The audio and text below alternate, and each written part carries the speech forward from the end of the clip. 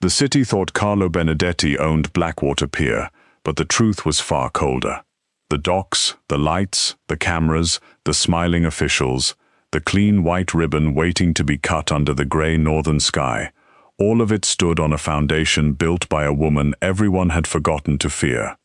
Jenna Howard sat in the back seat of her car with one hand pressed to her stomach and the other wrapped around a sealed envelope, watching her husband kiss another woman in front of the whole world. For months, Blackwater Pier had been Carlo's obsession. He had spoken of it over late dinners and quiet mornings, always with that calm, careful voice he used when he wanted the world to believe he was only a businessman. The pier would be proof that the Benedetti name had changed. It would show shipping contracts, charity pledges, casino investors, smiling dock workers, and city leaders who pretended they had never taken money from men with blood on their hands. Carlo wanted the cameras to see a king in daylight instead of a monster in shadow. He wanted applause, he wanted respect, and he wanted Jenna beside him, soft and elegant, a silent sign that even the most feared man on the northern coast had something human waiting for him at home. But Jenna was not at Blackwater Pier that morning. She was outside a private clinic on the quieter side of the city, parked beneath a bare maple tree that tapped its thin branches against the roof of her car. Her driver had stepped away to give her privacy. The cold air had fogged the windows, turning the outside world into a pale blur of brick buildings, passing headlights, and people who had no idea that Jenna Howard's life had just changed in two impossible ways at once. In the envelope on her lap was the first clear sonogram of her baby, Carlo's baby, their baby. A tiny shape, soft as a secret, hidden inside her while the world outside kept moving. She had known for a few weeks that something was different. The sickness in the morning, the strange tiredness that made her bones feel full of water, the way certain smells turned her stomach. At first, she had blamed stress. Carlo was always surrounded by stress. Their home carried it like perfume. Men came and went at odd hours. Phones rang and stopped too quickly. Conversations lowered whenever Jenna entered the room, not because Carlo feared her hearing something, but because everyone around him had decided long ago that she was too gentle for ugly truths.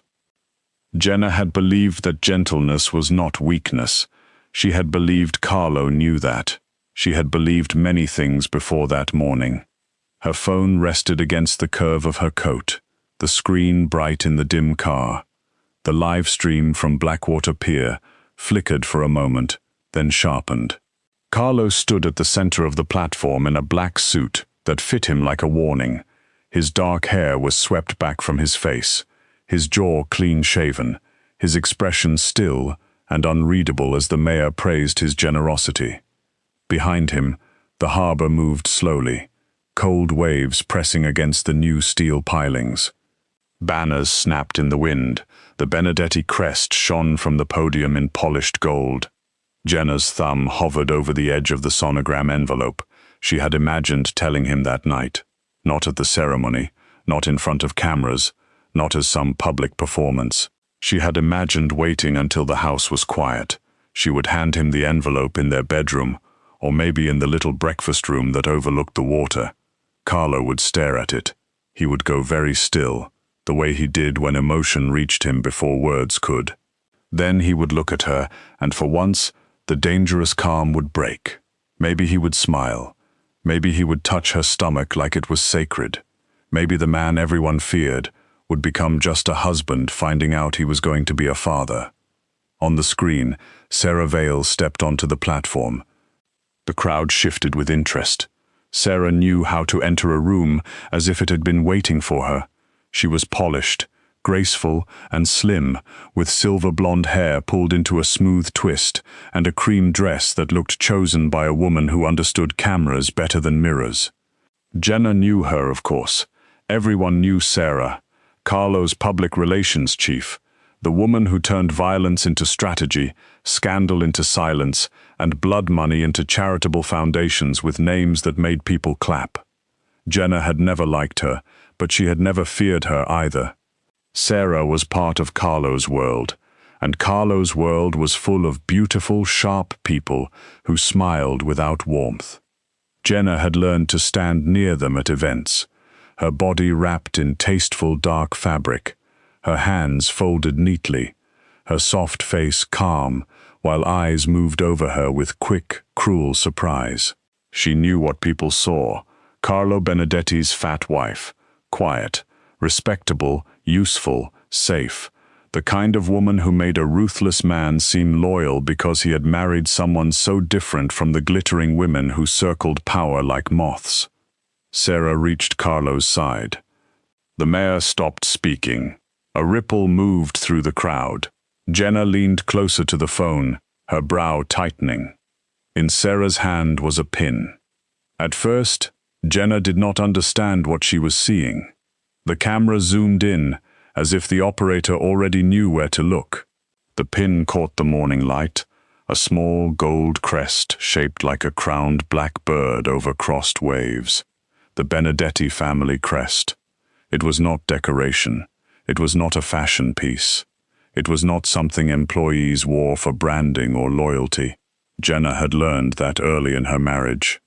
The crest meant blood, marriage, formal protection, or a promise so serious that even Carlo's enemies respected it.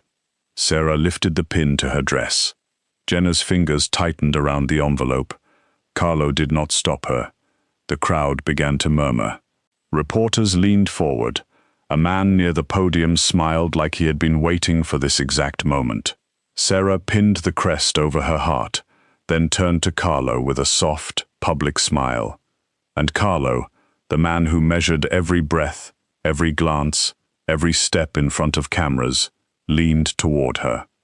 He kissed her. It was not long. It did not need to be. His hand touched Sarah's waist. Her face tilted up. The crowd erupted because people love scandal when it is wrapped in money and power. The mayor laughed in surprise. Cameras flashed. Reporters pushed closer. Someone shouted Carlo's name. Someone else shouted Sarah's. The live stream comments blurred too fast to read. Jenna watched without moving. The first time, her mind refused to accept it. The second time, after the clip replayed automatically from another angle, something inside her went strangely quiet. She did not scream. She did not call him. She did not throw the phone. She did not sob into her hands the way people imagined betrayed wives were supposed to sob. She simply sat there in the back seat of the car, feeling the tiny life inside her and the old life around her split open without making a sound. Her driver returned a few minutes later and stopped beside the door, uncertain when he saw her face through the glass. "Mrs. Benedetti?" he asked softly, after opening the door. Jenna turned off the phone. Her hands were steady, which seemed almost funny to her in a distant way. She folded the sonogram envelope once, carefully, not enough to damage it, just enough to fit inside her leather bag. "Take me to the Howard warehouse," she said. The driver blinked. "The old textile place?" "Yes. Does Mr. Benedetti know you're going there?" Jenna looked out at the clinic doors, where another woman was walking out with a man's arm around her shoulders and a smile bright enough to hurt. "No," she said, "and he doesn't need to." The old Howard textile warehouse sat near the forgotten edge of the industrial district, where the city's clean glass towers gave way to brick buildings, rusted fences, and streets that always seemed damp, even when it had not rained. Jenna had inherited the place after her grandmother died, but nobody in Carlo's circle had ever cared enough to ask about it. To them, the Howard family was old money without teeth, a faded name that had once mattered in shipping, textiles, and quiet northern banking. Carlo respected the name because Jenna carried it, but even he did not know what her grandmother had truly left behind. The building rose from the street like a sleeping animal, wide and dark, with tall arched windows clouded by age. The painted sign above the entrance had almost disappeared, but Jenna could still see the ghost of the words Howard Coastal Textiles beneath the grime. Her grandmother, Odette Howard had run the place with a cigarette in one hand, a ledger in the other, and a smile that made powerful men check their pockets after she left the room.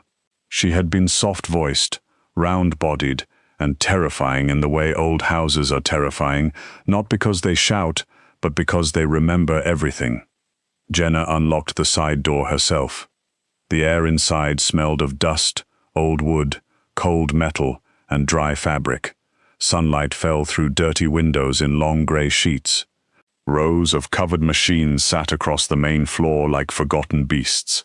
Jenna moved past them slowly, one hand on her stomach as another wave of nausea rolled through her. She waited for it to pass, breathing through her nose, then continued toward the back staircase. Her grandmother's office was on the second floor. Carlo had seen it once from the outside and dismissed it with a kiss against Jenna's temple. He had called it sentimental. He had said she should sell it if the maintenance became too much. Jenna had smiled then, because Carlo Benedetti, for all his power, had no idea that some buildings were not kept for memory. Some were kept because they were vaults. Behind a wall of old filing cabinets was a locked records room with a steel door and no handle. Jenna pressed her thumb against the old biometric plate her grandmother had installed before most people even knew what those were. For a second, nothing happened. Then the lock clicked. The room smelled cleaner than the rest of the warehouse. Dry paper, ink, leather. The lights warmed slowly overhead, revealing shelves of boxes, fireproof cabinets, sealed binders, and a long table where Odette had once taught Jenna that love was not the opposite of caution. Jenna could still hear her grandmother's voice. Never hand a man your whole life just because he holds you gently. At the time, Jenna had been newly married and too in love to understand. Carlo had seemed impossible then. Dangerous to the world, yes, but careful with her. He never mocked her body, never asked her to shrink, never treated her softness like a flaw. In a world that had spent years making Jenna feel like she took up too much room, Carlo had looked at her as if her presence steadied him. That had been enough for her to trust him. Almost enough. Jenna opened the first cabinet and pulled out a black binder labeled with her grandmother's handwriting. Benedetti Clean Assets. Her pulse slowed as she turned the pages. There they were, the agreements she had only read once, years earlier, when Odette's lawyer had insisted she understand what had been placed in her name: shipping subsidiaries, dock leases, casino-adjacent hospitality contracts, real estate holdings, charitable foundation controls. Silent Howard Capital had moved through all of them during the years Carlo's empire nearly collapsed beneath debt, raids, and internal betrayal. Carlo had believed the Howard family had helped because of loyalty to Jenna's marriage. Jenna had once wanted to believe that too. But Odette had not built her life on belief. She had built it on clauses. Public dishonor of the marriage, endangerment of Jenna Howard Benedetti, threat to any future Howard heir, reputation damage tied to criminal misconduct involving Howard-backed businesses. Jenna read the words slowly, each one cold and clean as a blade laid on velvet. If triggered, control could shift, voting rights could freeze, asset management could move from Benedetti-appointed officers to Howard trustees. Carlo would not lose everything, but he would lose enough to feel the floor vanish beneath him. Jenna sat down at the long table.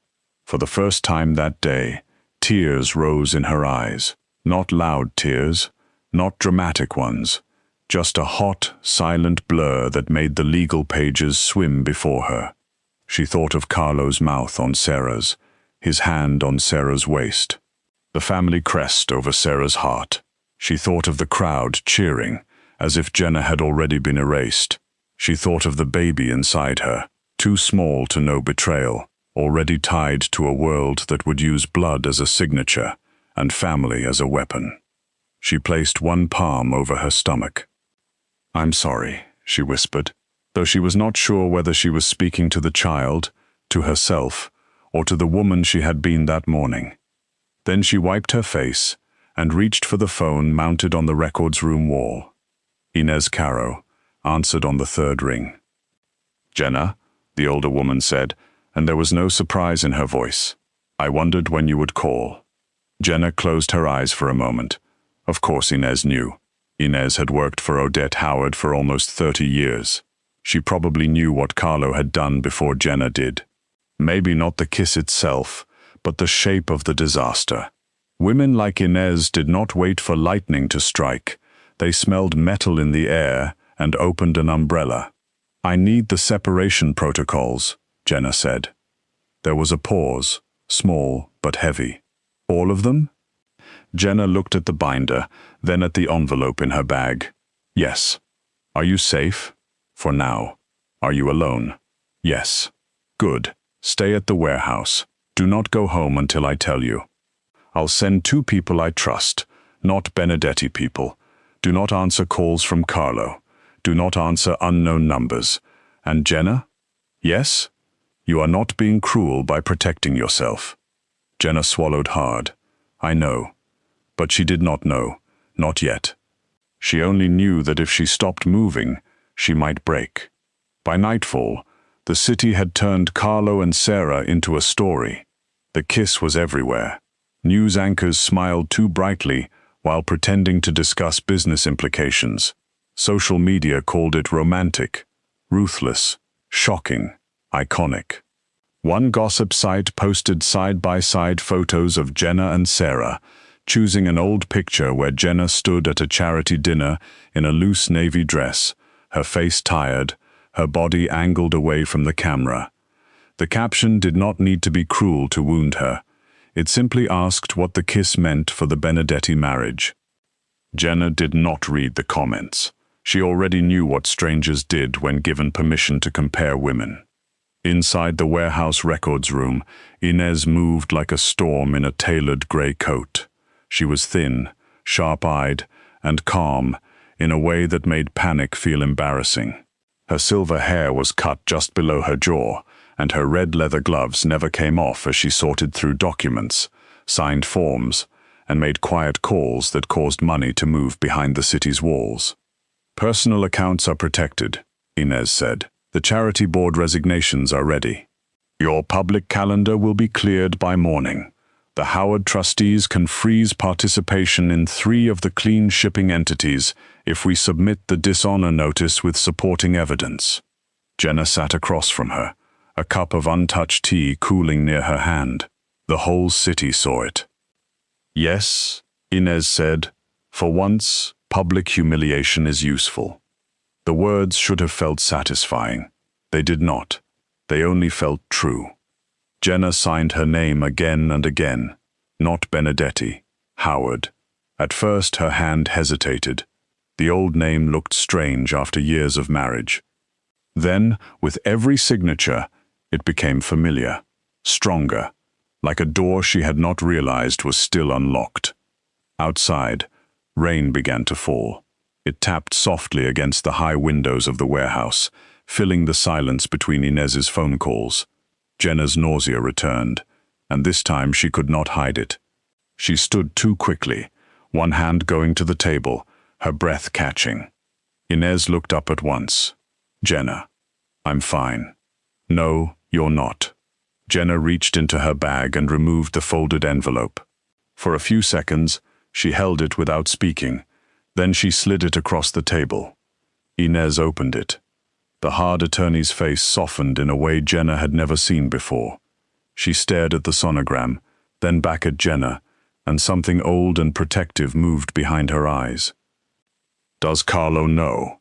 "No." "Good," Inez said, and there was steel beneath the word. "Then we keep it that way until you decide otherwise." Jenna nodded, but her throat tightened. The baby had been joy for only a few minutes before becoming strategy. That felt unfair. It felt ugly. It felt like Carlo's world had reached inside her body and turned even this small miracle into something that needed legal protection. "I wanted to tell him tonight," Jenna said quietly. Inez said nothing for a moment. Then she folded the sonogram carefully and placed it back in the envelope. "You still can, but not as a wife begging to be chosen, as a mother deciding what kind of world her child will inherit. Those words stayed with Jenna long after Inez left. It was close to midnight when Carlo came home. Jenna had returned to the house because leaving too suddenly would have told him too much. The Benedetti estate stood on a cliff above the Blackwater, all stone, glass, and guarded gates. Usually, it made Jenna feel strangely safe. That night, every window looked like an eye. She was waiting in the sitting room when he entered. Carlo stopped just inside the doorway. Rain darkened the shoulders of his coat. His face was composed, but Jenna knew him well enough to see the tension in his jaw, the faint strain around his eyes. He had come prepared for tears, for anger, for a glass thrown against the wall, maybe even for silence, but not this kind. Not Jenna sitting calmly beside the fireplace in a cream sweater, her hands folded in her lap, looking at him as if he were someone she had once loved in another lifetime. Jenna, he said. Her name sounded different in his mouth now. She watched him remove his gloves slowly. There was a tiny gold thread on his sleeve, caught near the cuff. Sarah's dress had been cream and gold under the lights. "How long has she been in your life?" Jenna asked. Carlo's expression did not change, but the room seemed to draw in a breath. "It's complicated." "No," Jenna said softly. "Business is complicated. Shipping routes are complicated. Men lying to prosecutors are complicated. This is not complicated. How long?" He looked toward the fire, then back at her. "Jenna, what happened today was not meant to happen like that." She almost smiled. Not because it was funny, but because men like Carlo always thought the arrangement of damage mattered more than the damage itself. "How long?" she asked again. Carlo's hands curled once at his sides. "Almost a year." The answer entered her quietly. No sharp gasp, no dramatic collapse. It simply settled inside her, heavy and final, covering every memory from the past year with a thin layer of ash. The late meetings, the cancelled dinners, the way Sarah always seemed to know where Carlo would be before Jenna did, the sympathy in Nico Reyes's eyes at the last charity gala, the sudden silence when Jenna walked into rooms. Almost a year. An entire empire had known before she did.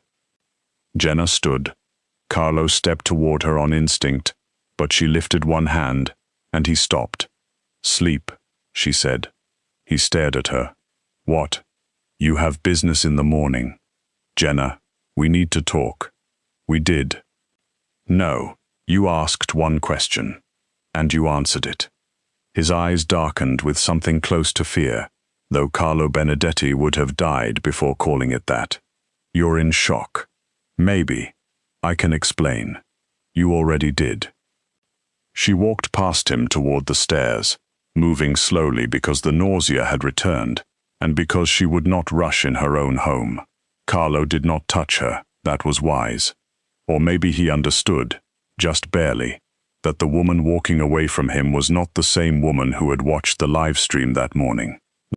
At the foot of the stairs, Jenna paused and looked back. Carlo stood beneath the chandelier, rain still clinging to his coat, the most feared man on the northern coast, looking suddenly unsure in the house he believed he controlled. "Do not come to my room tonight," she said. His face tightened. Then Jenna went upstairs, closed the bedroom door behind her, and locked it. In the quiet that followed, she sat on the edge of the bed they had shared for years, and took the sonogram from her bag. The small grey image trembled in her hand only once. She pressed it gently against her heart, then placed it inside the drawer of her bedside table, beneath an old Howard family handkerchief, embroidered with her grandmother's initials. By morning, Carlo would begin to understand that calm was not forgiveness. By morning, the first documents would reach his offices, his charities, his bankers, and his board members. By morning, men who had laughed softly behind Jenna's back would discover that the soft, quiet wife they had mistaken for decoration had been standing on the legal foundation of their respectable empire all along. And somewhere beyond the rain-dark windows, while the city slept under the weight of its own secrets, someone Jenna did not yet know was preparing to send her the first warning that Carlo's betrayal was only the doorway to something much colder. The morning arrived without mercy. Carlo Benedetti had faced assassination attempts, betrayals, and wars between families that had lasted decades, but nothing prepared him for the silence waiting downstairs. Jenna's bedroom door remained closed. Her breakfast chair sat empty. The house felt untouched, as though someone had quietly removed its heart during the night. By 8 o'clock, the first phone call arrived. One of his chief financial officers reported that 3 Howard-backed companies had suspended executive authority pending a contractual review. Carlo dismissed it as a misunderstanding until a second call came from another director. Then a third. Within an hour, several legitimate shipping contracts had been frozen under clauses Carlo had never bothered to read closely years before. His attorney rushed into the estate carrying a thick folder. "They're valid," the attorney admitted quietly. "Every signature, every clause. If Mrs. Benedetti chooses to enforce them, the Howard family retains controlling authority over several of your clean businesses." Carlo stared across the room. "Jenna knew? I believe her grandmother expected this possibility long before you married." For the first time in years, Carlo realized there were foundations beneath his empire that had never belonged to him. Meanwhile, Jenna remained inside the old Howard warehouse, surrounded by documents that represented generations of careful planning instead of intimidation. Every paper her grandmother had preserved now felt less like an inheritance and more like a shield around the child growing inside her. She signed resignation letters from every charity associated with the Benedetti name. She transferred personal assets into protected trusts. She restored every account to Howard ownership wherever the agreements allowed. None of it was revenge. It was survival. Late that afternoon, a plain brown envelope appeared outside the warehouse office. No return address. Inside was a restaurant receipt dated almost 18 months earlier. Beneath it rested a blurry security photograph showing Sarah Vale seated across from Alaric Benedetti inside a quiet waterfront restaurant, months before anyone suspected an affair. The final item was a handwritten note. Sarah was placed near him. This was never only about the affair. Jenna read the sentence several times. She immediately called Inez. Within hours, the attorney's investigators began tracing shell companies connected to Alaric's investment group. The deeper they looked, the stranger the pattern became. Shipping subsidiaries quietly changing ownership. Union representatives receiving unexplained payments. Political donations routed through charities with no employees. Small decisions that seemed harmless alone but together formed the outline of a carefully prepared takeover. Across town, Carlo was beginning to discover the same thing. Nico Reyes, the only captain who had never underestimated Jenna, placed a folder on Carlo's desk. "You need to see this." Carlo flipped through payment records. "Where did these come from? I've been watching Alaric for months. You suspected my own brother. I suspected someone." Nico hesitated. "And I suspected Sarah, long before the kiss." Carlo looked up sharply. "You knew? I knew something was wrong. Then why didn't you tell me? You wouldn't have believed me." The answer struck harder than any insult. Carlo understood exactly why Nico had stayed silent. He had stopped listening to people who questioned what he wanted. That evening, Carlo confronted Sarah inside the executive offices overlooking Blackwater Pier. She denied everything. Then Carlo placed the restaurant receipt, the security image, and several financial transfers across the conference table. Her confidence disappeared. She admitted Alaric had approached her 2 years earlier. The relationship had never begun with love. It had begun with instructions. Get close. Earn trust. Create dependence. Destroy credibility. The kiss had been planned weeks in advance. Camera positions had been arranged. Friendly reporters had received anonymous tips. Even the family crest had been selected because replacing Jenna publicly would create exactly the humiliation Alaric needed. But the conspiracy had grown larger than Sarah expected. Alaric had also fabricated evidence suggesting Howard-backed businesses were laundering criminal money, hoping federal investigators would seize them before Jenna realized what was happening. He wanted Carlo weakened. He wanted Jenna isolated. Most of all, he wanted the Howard assets. Carlo left the meeting feeling physically ill. Nothing Sarah confessed erased his own choices. No one had forced him into the affair. No one had made him betray the woman who had trusted him completely. He drove to the warehouse himself. The guards outside refused him entry. Jenna stepped onto the loading dock a few moments later, wearing a dark wool coat over a simple dress. She looked tired but composed. "You shouldn't be here," she said. "I know. I have nothing to say about us. I didn't come for us." He held out the folder containing Sarah's confession. "I came because Alaric is coming after everything your grandmother protected."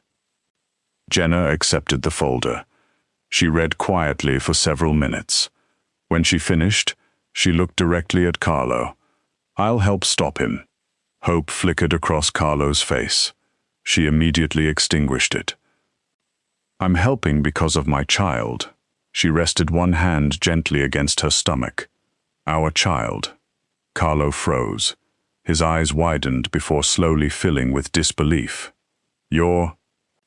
"I'm pregnant." He struggled to speak. "You were going to tell me." "I was." Silence settled between them. Carlo had survived gunfights without trembling. Now he could barely breathe. "I'm sorry," he whispered. "I know." "No." His voice broke. "You don't." Jenna closed the folder. "I'm not asking whether you're sorry anymore." She turned toward the warehouse door. "I'm asking whether you'll finally do what's right. Together, but never together again, they dismantled Alaric's conspiracy piece by piece. Jenna uncovered the legal trail. Inez untangled decades of shell corporations.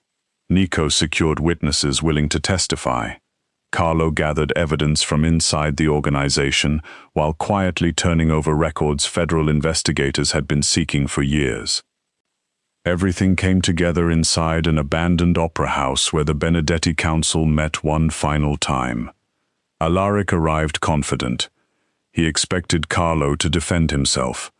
Instead, Carlo presented documents, bank transfers, witness statements, corporate records, Sarah's signed confession.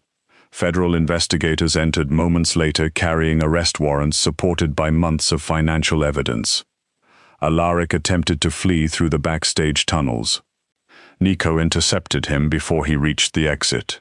The man who believed himself the future of the Benedetti Empire left in handcuffs. The council never spoke his name again. Months later, Jenna gave birth to a healthy little boy. She named him Elias Howard. Carlo waited outside the hospital until Jenna allowed him inside. When he finally held his son, he cried without embarrassment. Jenna watched quietly. "Elias deserves a father," she said. "But I will never again be your wife." Carlo nodded. "I understand." Over the years that followed, he kept every promise he made. He attended birthdays, school plays, doctor appointments. He arrived himself instead of sending bodyguards. He never used Elias as an excuse to enter Jenna's life. He accepted every boundary she established.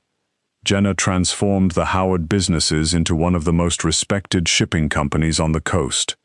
The company operated openly, honestly, and independently. Her leadership became known for fairness instead of fear. Employees respected her because she listened before speaking and remembered every person who had once been overlooked. She remained exactly who she had always been. Soft, elegant, confident, impossible to underestimate. One quiet Saturday morning, several years later, Elias discovered an old news clip online. He looked up from the tablet. "Mom?" "Yes?" "Why was Dad kissing another lady?" Jenna paused while flipping pancakes. She smiled gently at her son. "Because your father made a very painful mistake. Did it make you sad?" "It did." "Then why aren't you angry anymore?" Jenna carried his breakfast to the table. "Because staying angry forever would have let that mistake control my whole life." Elias thought about that while pouring syrup across his pancakes. "Do you still love Dad?" "I care about him because he's your father." "And you?" She smiled. "I love the life I built." Years earlier, she believed happiness depended on remaining beside the most powerful man on the northern coast. Instead, she discovered something stronger: self-respect. Her marriage had ended. Her family had changed. Her heart had healed in ways she never expected. The world once introduced her as Carlo Benedetti's quiet, overweight wife. In time, people learned a different introduction. Jenna Howard, mother, businesswoman, protector of a legacy. The one person an empire tried to overlook, and the only person it could never replace.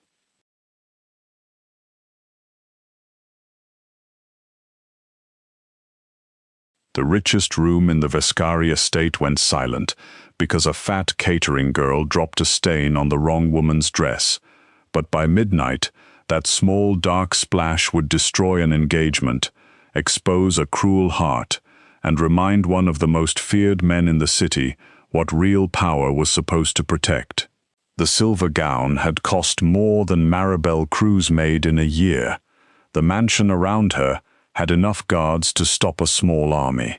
The guests wore diamonds, silk, custom suits, and quiet smiles that hid dangerous secrets. And Maribel, standing in the middle of it all with a dessert tray shaking in her hands, understood with a cold, sinking certainty that nobody in that beautiful room was going to save her. The Vescari estate sat behind two black iron gates at the end of a private road lined with cypress trees and low golden lights. From the outside, it looked less like a family home and more like a palace that had learned how to keep secrets. Cameras watched every corner. Guards stood near the fountains with their hands folded in front of them, pretending not to notice anything while noticing everything. Music floated out from the open terrace doors, soft violin over low laughter, and beyond the glass walls, the ballroom glowed like a jewelry box. Everything inside seemed polished, until it no longer looked real. The marble floors reflected the chandeliers. Tall mirrors caught pieces of beautiful faces. White roses spilled from crystal vases as if money itself had bloomed. Maribel Cruz had never seen anything like it.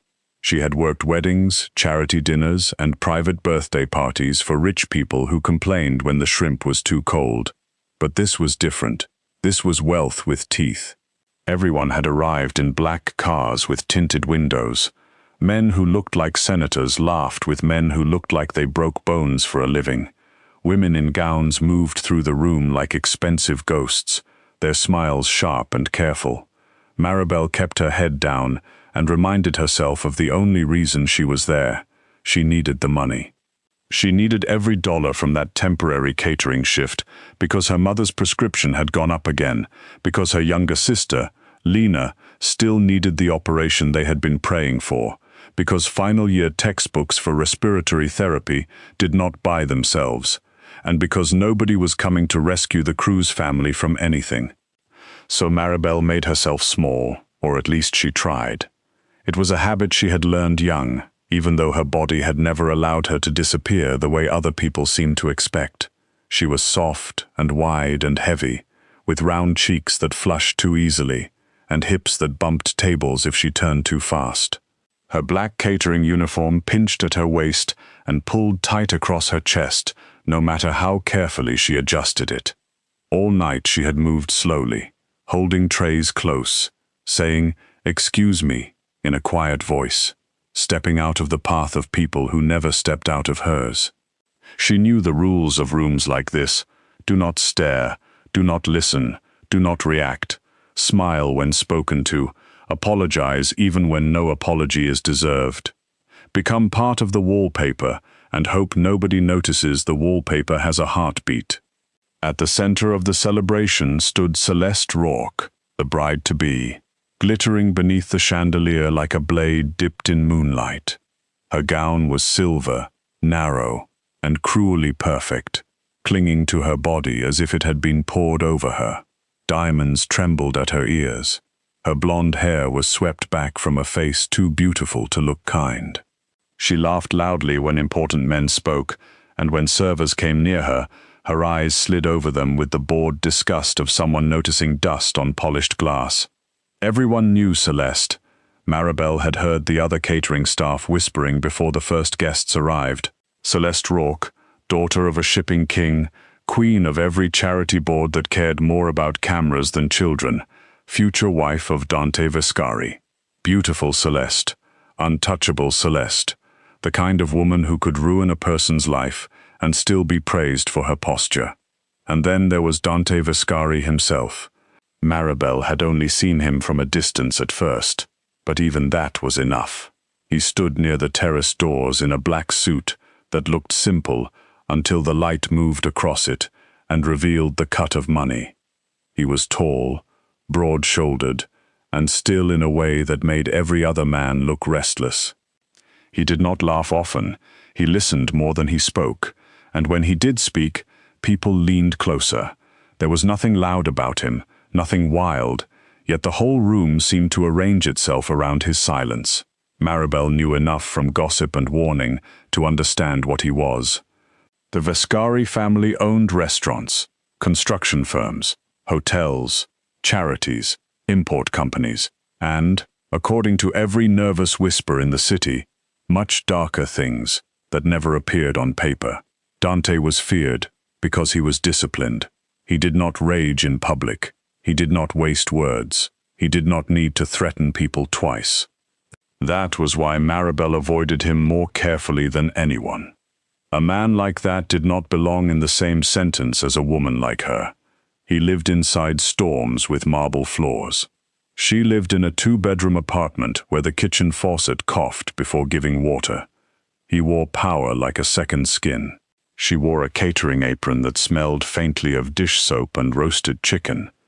If their worlds touched at all, it would only be because she handed him a glass and stepped away before he noticed her hands shaking. By 10 o'clock, the party had grown louder.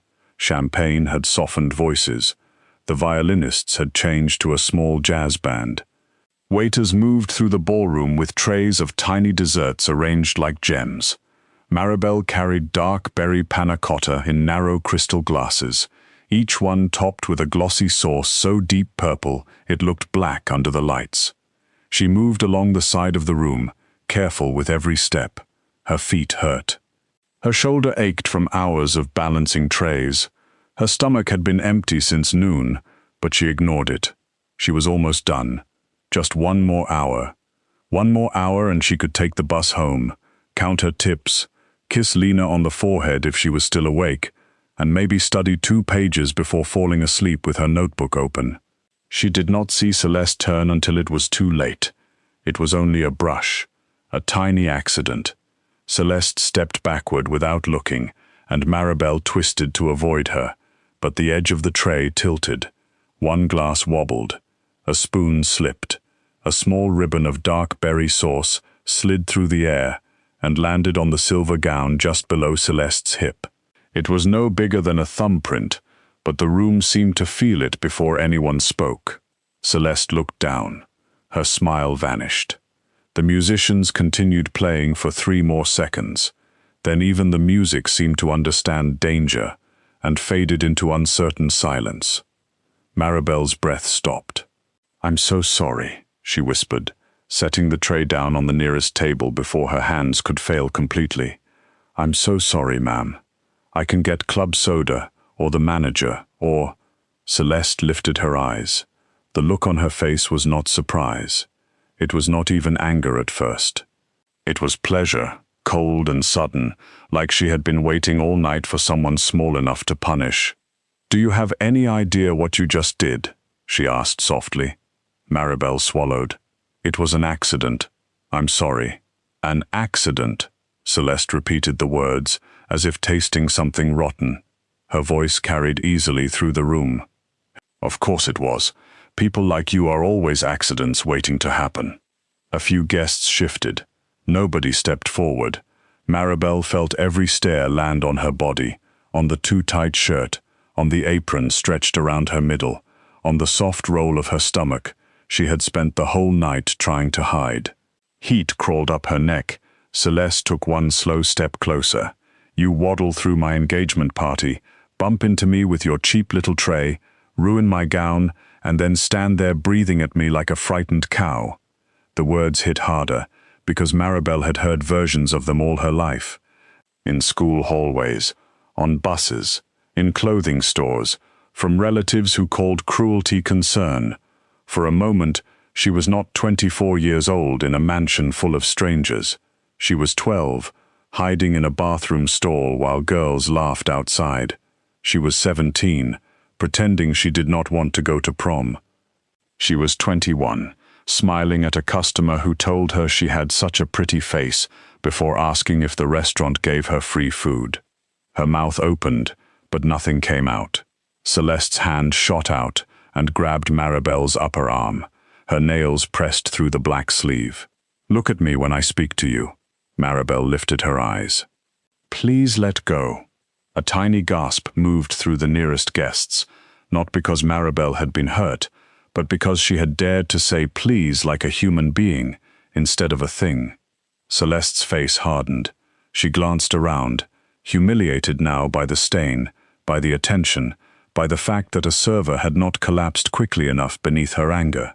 Behind her, near the old trophy collection displayed along the ballroom wall, there were riding crops, framed ribbons, polo mallets, and an ornamental leather horse strap mounted beneath a glass case that had been left open for guests to admire the family history.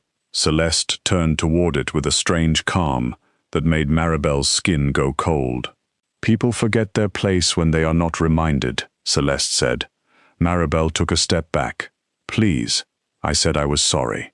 Celeste snatched the leather strap from the display. It was dark brown, polished, decorative, never meant to be used on a person, but in Celeste's hand it looked alive. The room held its breath. Maribel looked around, desperate, searching for one face that showed anything beyond shock. A senator stared into his glass. A businessman glanced toward the doors.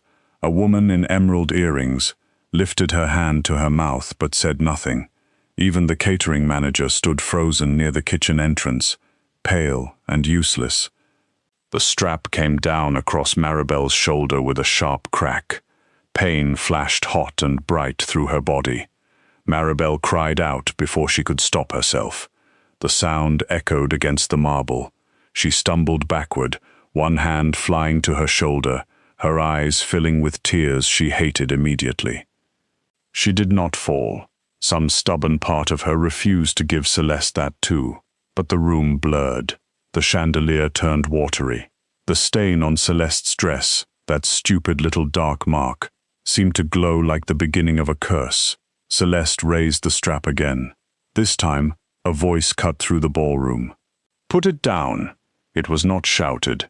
It did not need to be. 2 words, low and controlled, and every person in the room turned as if pulled by the same invisible string. Dante Vescari stood at the edge of the crowd. He had not been there moments before. Maybe he had come from the terrace. Maybe from a private meeting. Maribel did not know. She only knew that the air changed when he entered it. His face was calm, but there was something in his eyes that made even the guards at the doors go still.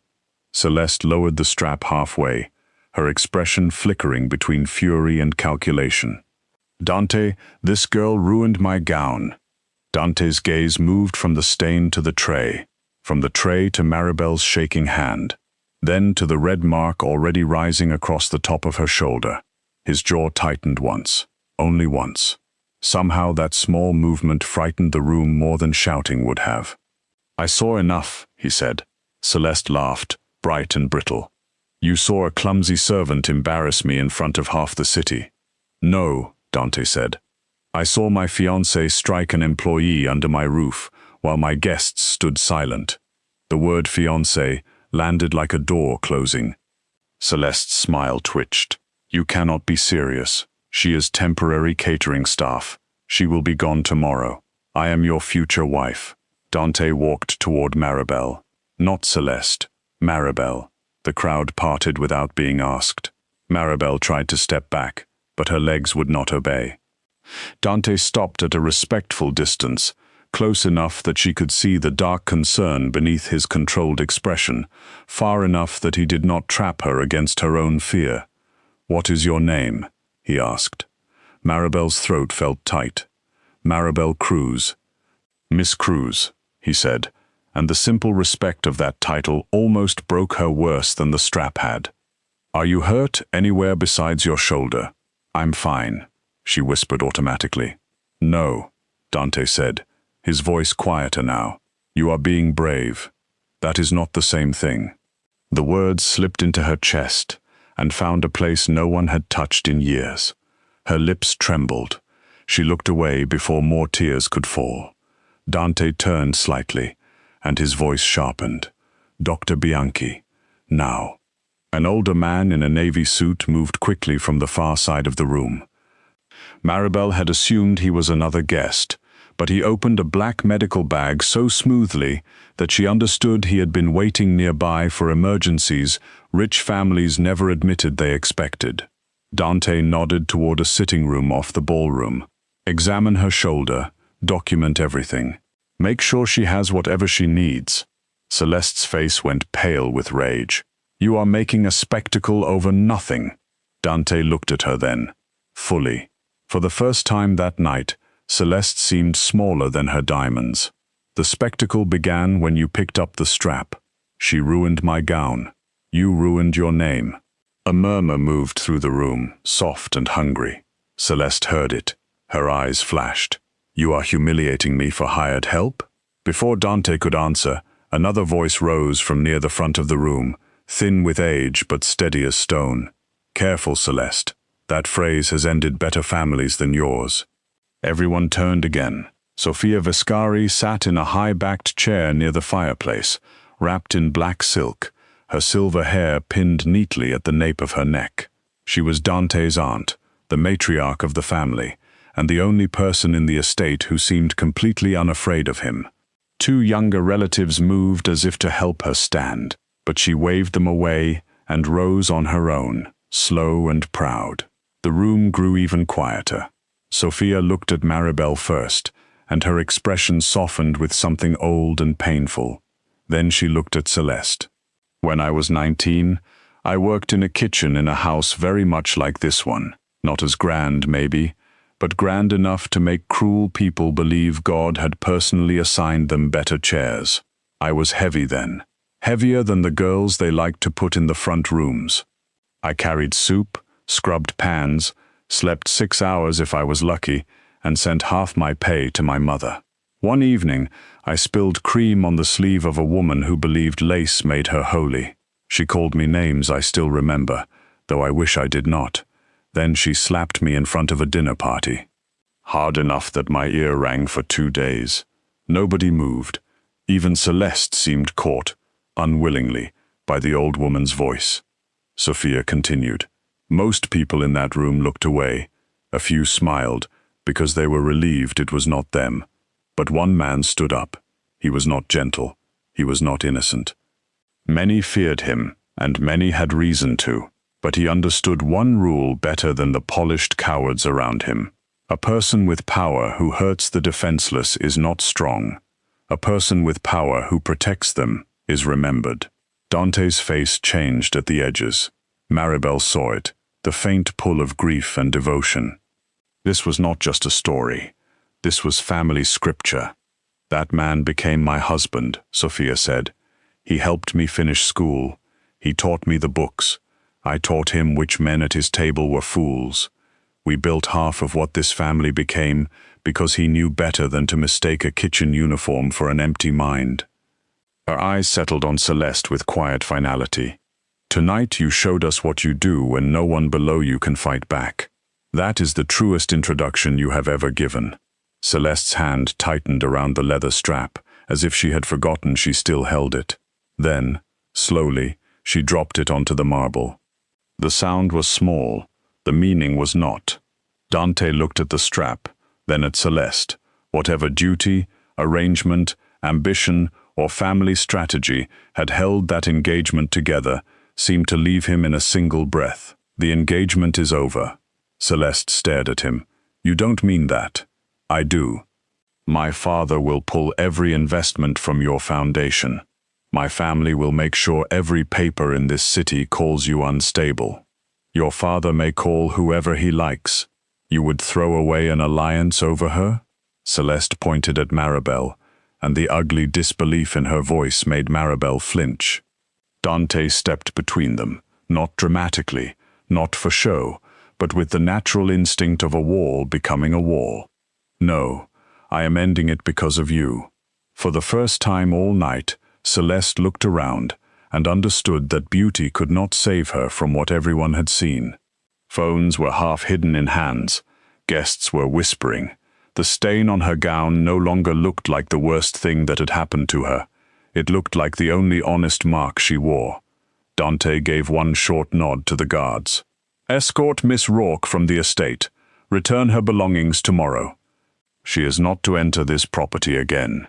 Celeste's mouth opened, but no sound came out. Two guards approached with careful politeness, which somehow made the humiliation sharper. She did not fight them. Celeste Rourke was too trained for public beauty to be dragged. She lifted her chin, gathered the wounded remains of her pride, and walked out beneath 100 watching eyes, silver gown shining, dark stains spreading like a secret that had learned how to speak. Only when the ballroom doors closed behind her did Maribel realize she was shaking. The pain in her shoulder pulsed with every heartbeat. Dr. Bianchi touched her elbow gently and guided her toward the sitting room. She wanted to tell him she needed to get back to work. She wanted to apologize for delaying dessert service. She wanted to disappear before someone decided all of this had somehow been her fault after all. But Dante's voice followed her, calm and absolute. "No one from the catering staff is to lose wages for tonight. Pay them double. The party is over. The party is over." The words moved through the estate like a spell breaking. Guests began to leave in nervous clusters. The music did not start again. The roses still smelled sweet. The chandeliers still burned. But the room was different now, stripped of its dream. Maribel sat in the quiet sitting room while the doctor examined her shoulder and asked careful questions. Nothing was broken. The skin was bruised and raised, painful but not dangerous. He cleaned it, gave her an ice pack, and spoke kindly enough that she nearly cried again. Dante entered only after the doctor asked her permission. That surprised her. Everything about him suggested he was a man who entered rooms because he owned them, yet he waited at the threshold until she gave a small nod.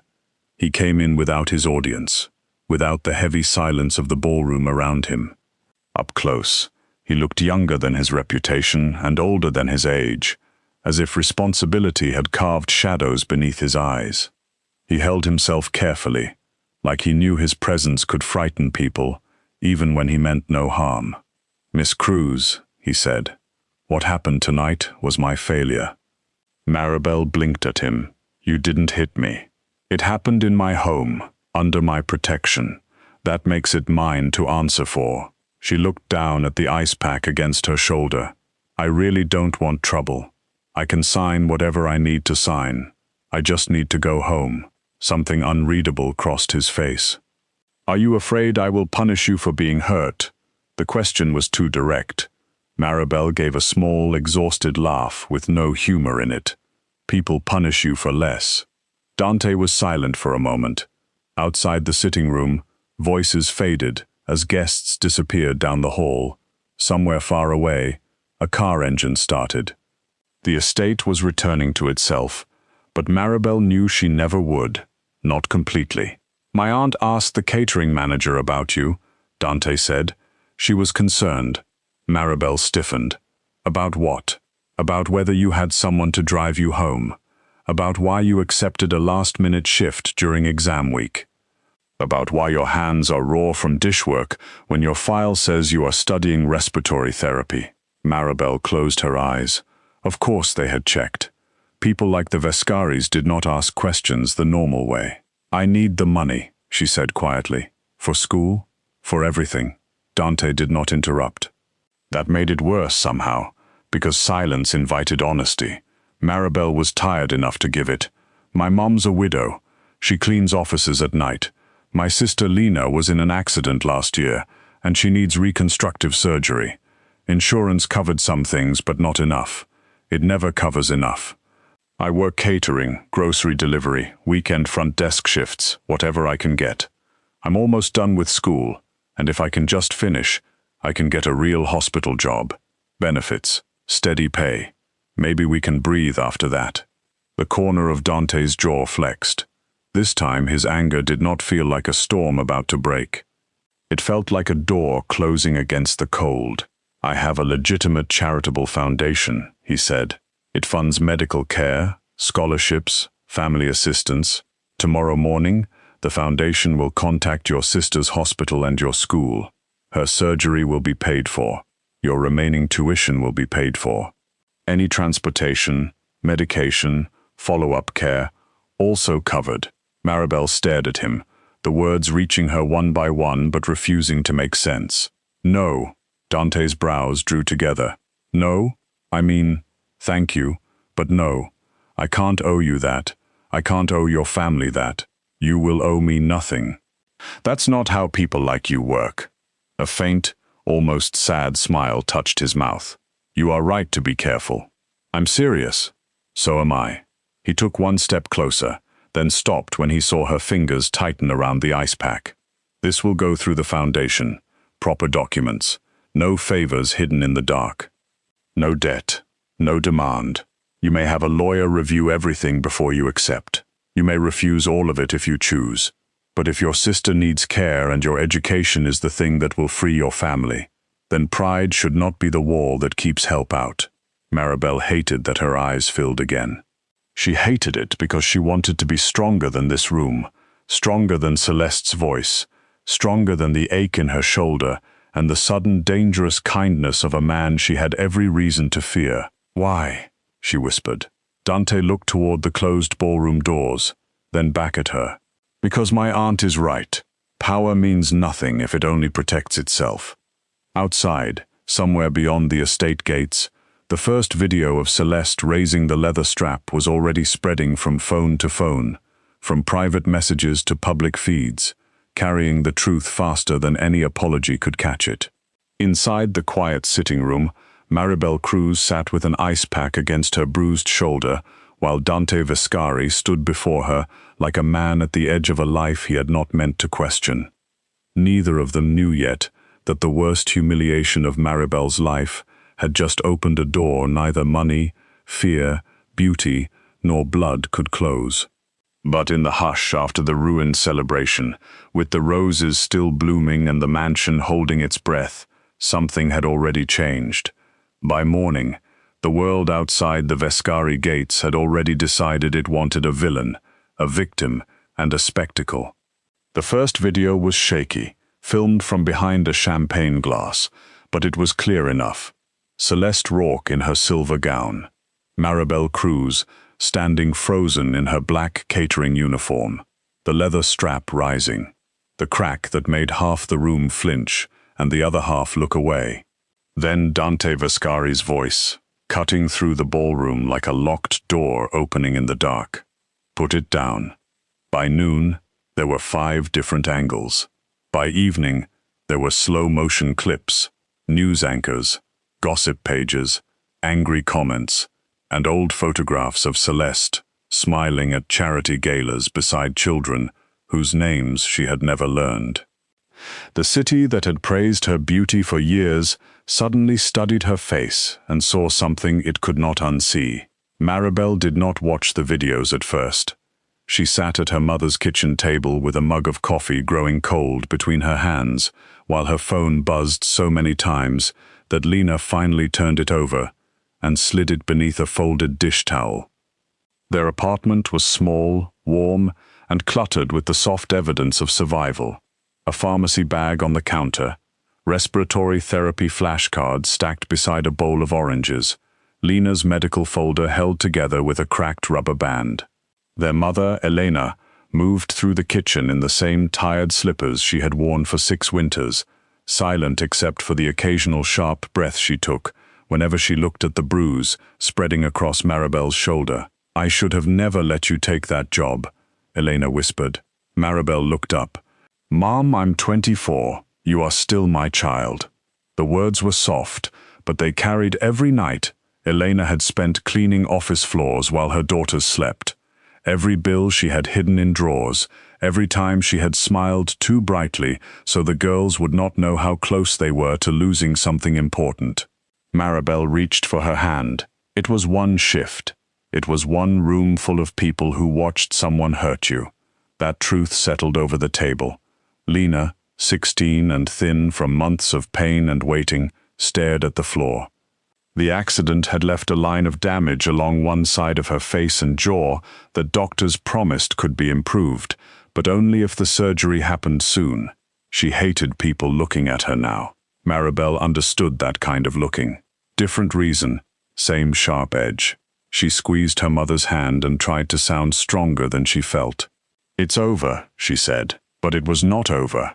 A foundation lawyer called before lunch, calm and professional, explaining that the Viscari Family Medical Trust was prepared to cover Lena's operation, follow-up therapy, medication, transportation, and Maribel's final year of school. No personal debt, no private contract, no strange conditions. Everything would be handled through the hospital and college financial office. Maribel asked the woman to repeat it twice. Then she asked if she could have the papers sent to a legal aid clinic. The woman said yes immediately. That almost scared Maribel more than if she had refused. For 3 days, the Cruz apartment became a strange little island in a storm of attention. Reporters waited outside the building until neighbors yelled at them. Old classmates sent messages pretending they had always admired Maribel. Strangers called her brave. Strangers called her a liar. People argued about her body, her job, her expression, her right to cry, her right not to cry, as if pain became public property once someone filmed it. Celeste released a statement claiming Maribel had shoved her on purpose, that the whole thing had been a misunderstanding, that Dante had been manipulated by a dramatic employee looking for money. For 6 hours, some people believed her because beauty had trained them to. Then another video appeared. This one showed Celeste stepping backward without looking. It showed Maribel trying to twist away.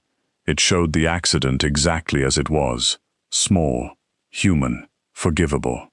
And then it showed Celeste choosing cruelty anyway. That video ended Celeste Rourke more completely than any insult could have. Sponsors dropped her.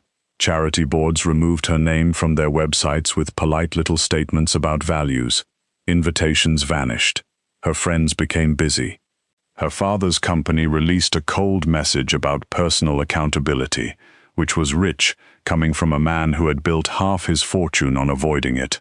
But the city accepted the performance because the city loved a clean ending. Celeste did not get one. She got silence. She got closed doors. She got the terrible knowledge that people had not suddenly become moral. They had simply become afraid of being seen beside her.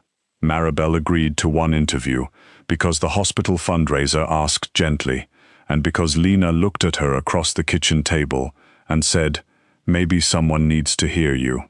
She wore a simple navy blouse that did not hide her body and did not try to explain it. Her shoulder still ached. Her hands trembled under the studio lights, but her voice stayed steady. She did not call Celeste a monster. She did not ask anyone to hate her. She spoke about working people who carried plates, cleaned rooms, lifted boxes, wiped tables, and kept entire beautiful evenings from falling apart while being treated like background noise. She spoke about heavier women learning to apologize for taking up space before anyone even accused them of it.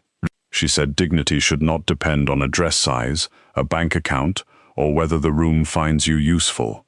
When the interviewer asked if she wanted revenge, Maribel looked into the camera and shook her head. "No," she said. "I want people to stop being quiet when someone is being humiliated. Silence is what makes cruelty feel powerful." Dante watched the interview alone in his office at the estate.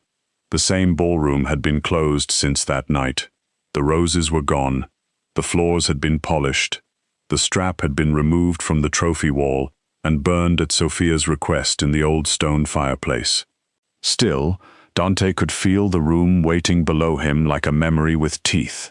He had spent years believing discipline was enough to make him different from the men who came before him. He had rules. No civilians harmed under his roof. No women or children used as leverage. No employee mistreated by his people. But rules written in private meant little if a woman could be struck in the center of his home while powerful people watched their champagne bubbles rise. Sophia came to stand beside him, while Maribel's interview replayed on the screen. She leaned on her cane, but her eyes were sharp. "You are thinking too loudly," she said. Dante turned off the television. "I failed her." "Yes." He looked at his aunt, surprised by the bluntness even though he should have expected it. Sophia lowered herself into the chair across from his desk. "And now you must decide whether your guilt wants applause or work." Dante smiled faintly despite himself. "You have a gentle way of comforting family. I am old. I do not have time to decorate the truth." She tapped her cane once against the floor. "That girl does not need a prince in a black suit. She needs room to finish what she started. She needs her sister healed. She needs the world to stop treating her gratitude like a leash. I know. Do you?" Dante looked toward the window. Beyond the estate walls, the city stretched under a gray sky, full of people who worked until their bodies ached, and still could not afford one emergency. He had donated money for years. His name appeared on plaques. His foundation held elegant dinners. He had mistaken distance for generosity. Maribel had changed that without asking to. Not because she was helpless, because she was not. Because she had stood in his ballroom, hurt and terrified, and still looked ashamed of needing help. "I will do it properly," he said. "Scholarships, medical grants, legal aid, worker assistance, not just checks at galas, actual access." Sophia studied him. "Good. And Dante? Yes? If you visit that family, do not arrive like a king inspecting a village." He gave her a dry look. "I was going to send flowers." "Send groceries. Flowers do not make dinner." So he did. The next week, boxes arrived at the Cruz apartment from a local market.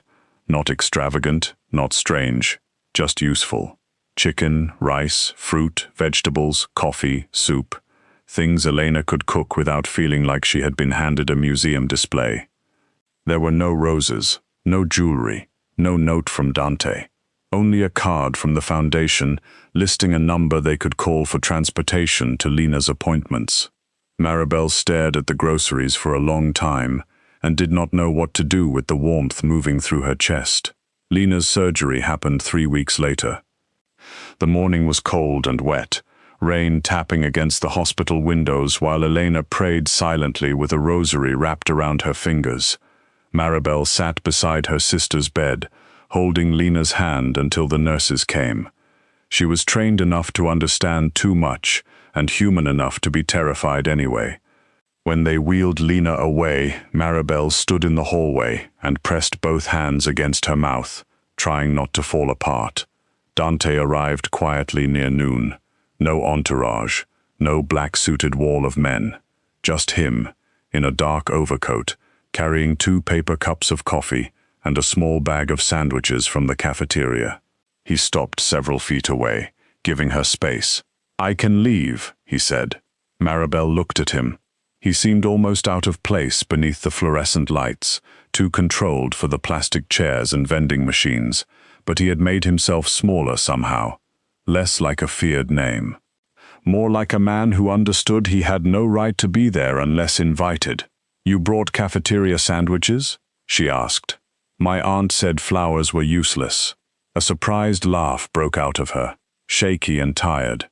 It was the first real laugh she had allowed herself in days. Dante handed her the coffee and sat 2 chairs away, not close enough to crowd her, not far enough to feel absent. For a while, they said nothing.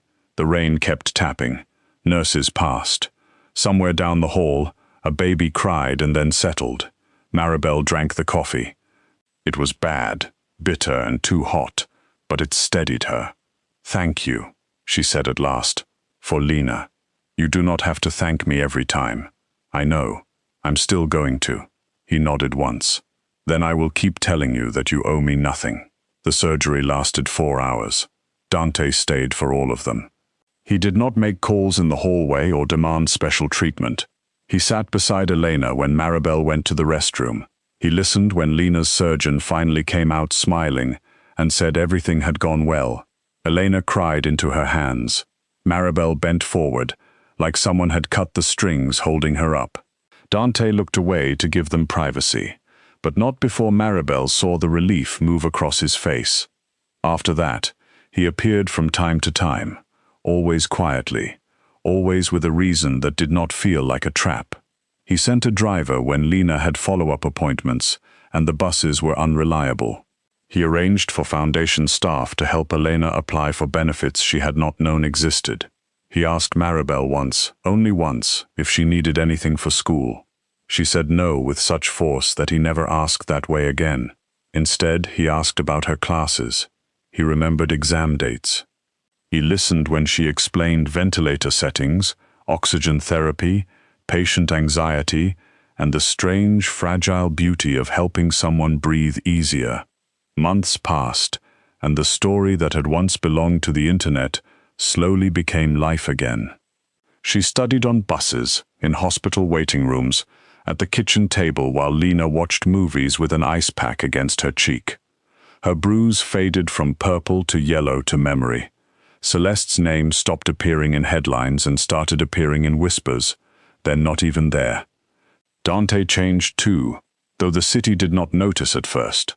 The Viscari Foundation opened a real office near the medical center instead of operating only from polished rooms downtown. Scholarships appeared for caregivers, night shift workers, single parents, and students trying to finish healthcare training. A fund was created for reconstructive surgery and respiratory care. Sophia insisted on a board seat for 2 nurses, 1 restaurant worker, and a retired school janitor who trusted nobody in a suit and therefore became her favorite person immediately. Maribel saw Dante most often at the hospital. Sometimes he came to foundation meetings. Sometimes he came because Sophia had an appointment and refused to let anyone else drive her.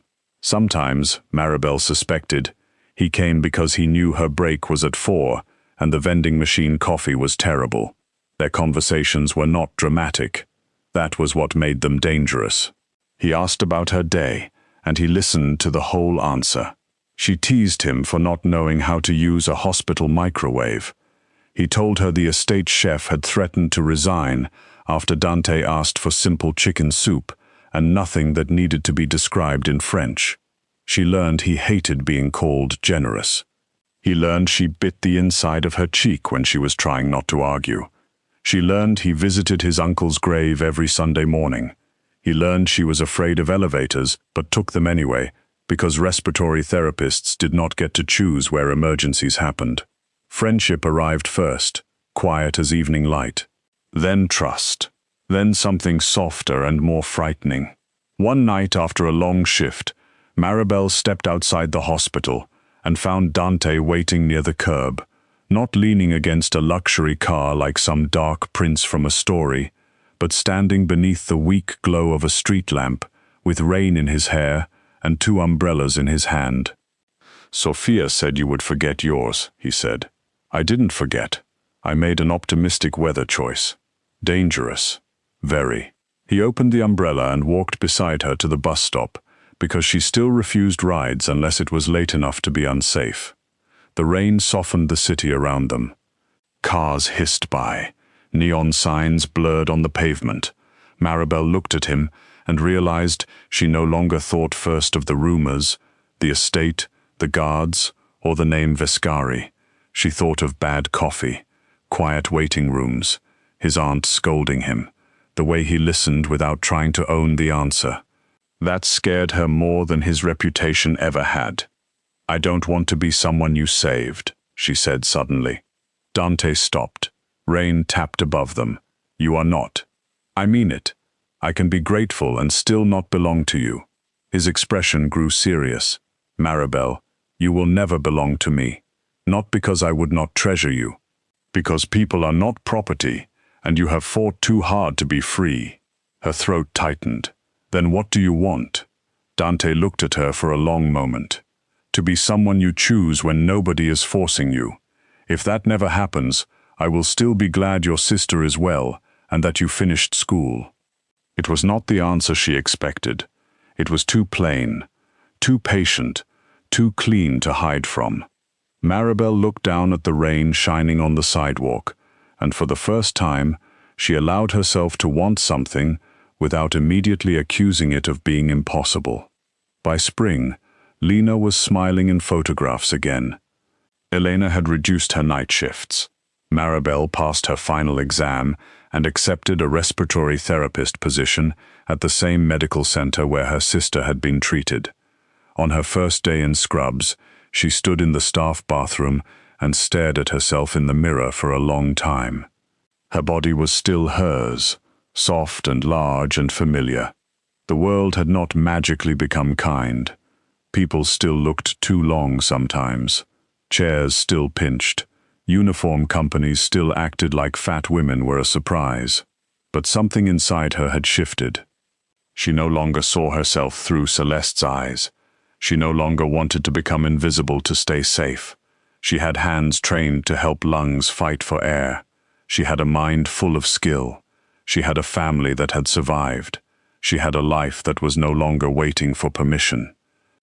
The next Vescari Foundation gathering was held 1 year after the ruined engagement party, in the same estate, but the ballroom looked almost unrecognizable. There were no socialites arranged like decorations, no politicians pretending kindness beneath chandeliers. The guest list was full of nurses, caregivers, students, restaurant workers, janitors, bus drivers, working parents, medical residents, and families who looked slightly uncomfortable in formal clothes, but deeply happy to be there.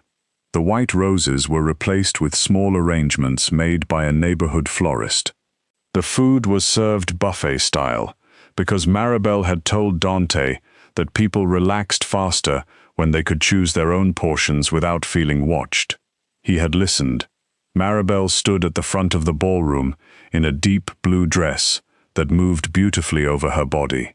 Her mother sat in the first row beside Lena, whose smile now came easily and brightly.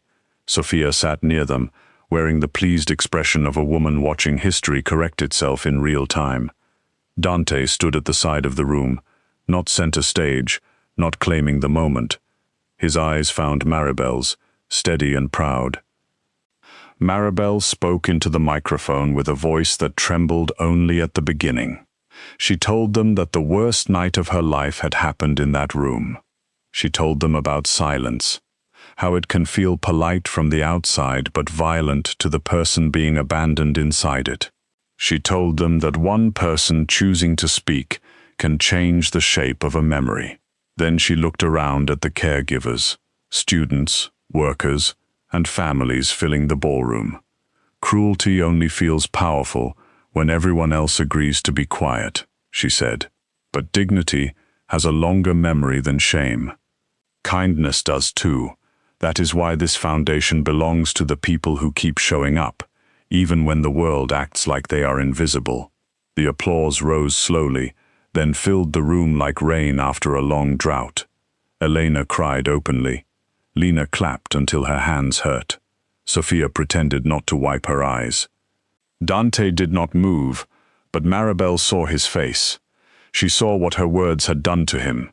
Not pride exactly, something deeper, a promise being renewed. Later that night, after the guests had gone and the ballroom was quiet again, Dante asked Maribel to walk with him through the old neighborhood courtyard behind the estate. It had once been neglected, hidden behind hedges and locked gates, but Sophia had ordered it restored with stone benches, orange trees, soft lights, and a small fountain that sounded like whispered music. The air smelled of rain and jasmine. Maribel walked beside Dante without fear. He stopped beneath an arch of pale flowers. For once, he looked nervous. Maribel tilted her head. "Dante Vescari, are you scared?" "Yes," he said. That made her smile. "Of what?" "Of asking for the most important thing I have ever wanted." Her smile faded. Dante reached into his coat and took out a small velvet box. When he opened it, the ring inside was not enormous or coldly perfect. It was old, gold and warm, with a deep red stone framed by tiny diamonds. Maribel recognized it from Sophia's hand. "My aunt gave this to me," he said. "She said not to use it unless I understood what it meant. It was not given to her as a prize. It was given as respect, as partnership, as a promise that the world might be cruel, but home would not be." His voice lowered. "Maribel Cruz, I do not want you because I saved you. I did not save you. I stood up late, and I have spent every day since trying to become the kind of man who would have stood sooner.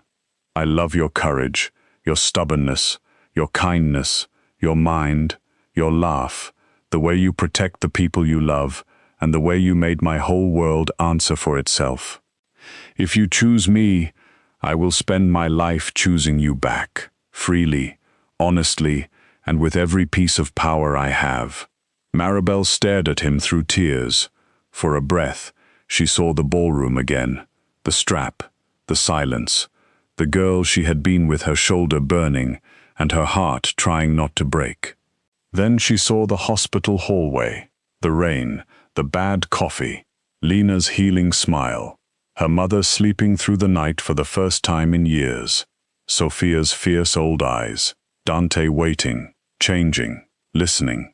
This was not rescue. This was not debt. This was a door open in front of her, and no one pushing her through it. "Yes," she whispered. Dante closed his eyes like the word had struck him. Then he slipped the ring onto her finger, with hands that were steady again, and when he kissed her, it was not a claim made in front of a watching room. It was quiet, reverent, chosen. The fountain murmured beside them, and the estate that had once held her humiliation now held her joy. Their wedding brought together people who never would have sat in the same room before Maribel. Nurses danced with men who owned construction companies. Former dishwashers ate beside judges. Lena gave a speech that made half the guests laugh and the other half cry. Elena walked proudly through the ballroom without lowering her eyes. Sophia wore black silk and declared the cake acceptable, which everyone understood as the highest praise. Celeste Rourke did not attend.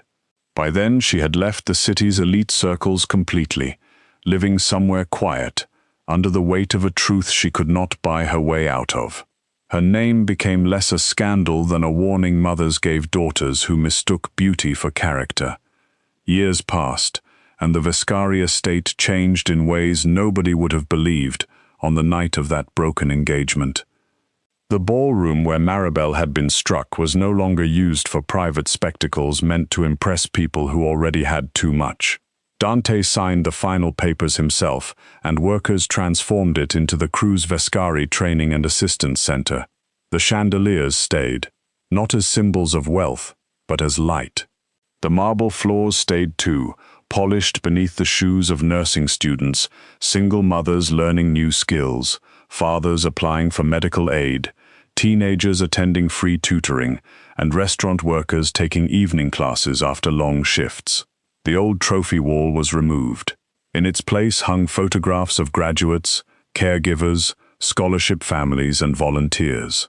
No leather strap, no polished memory of cruelty, only proof that a room could be taught a different purpose. On a bright afternoon many years later, Maribel walked through that room holding the hand of her young daughter, Lucia, a round-cheeked little girl with Dante's dark eyes and Maribel's serious way of studying the world. Dante followed a few steps behind them, carrying Lucia's sweater because she had decided she was too grown to wear it and too small to carry it. Sophia was gone by then, buried beside the husband who had once stood up in a room where others stayed silent, but her ring still warmed Maribel's hand. Lucia looked up at the chandeliers. "Mama, did you have a party here?" Maribel paused. The room hummed around them with life. A young father filled out a scholarship form at a folding table. 2 nursing students practiced with training equipment near the windows. Someone laughed near the coffee station. The air smelled faintly of paper, soup, and orange blossoms from the courtyard. "Something happened here once," Maribel said gently. "Something that hurt me." Lucia's small hand tightened around hers. Dante grew still behind them. Maribel knelt so she could look into her daughter's face. But then someone chose not to look away, and after that, many people chose to help. So this room changed. It became something better. Lucia thought about this with the deep seriousness only children have. Like when a bad story gets a better ending. Maribel smiled, her eyes shining. Exactly like that.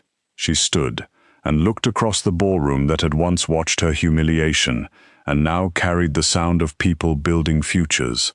Wealth had changed hands. Beauty had faded. Fear had lost its sharpest teeth. Power had been redirected, softened not into weakness, but into shelter. And kindness, the thing so many people treated as small, had outlived every cruel voice in the room. Maribel Vescari held her daughter's hand, felt Dante's palms settle warm against her back, and understood at last that the stain on Celeste's dress had never been the real mark left that night. The real mark was this: a door opened, a silence broken, a family healed, a room transformed, and a woman who had once been told she was nothing, now standing in the center of everything she had helped become.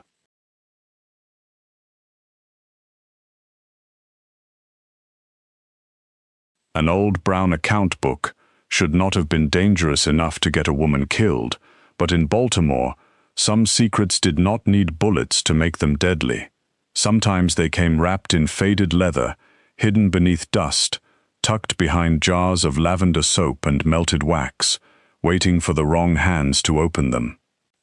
Mara Ellison had thought the little book was nothing more than one of her mother's old habits, a place for supply notes, customer names, half-finished recipes, and strange little phrases that only made sense to a woman who had spent her life turning grief into candles and hard work into light. She had never imagined that the soft smell of vanilla, cedar, honey, and rainwater could be used to hide the movement of stolen money.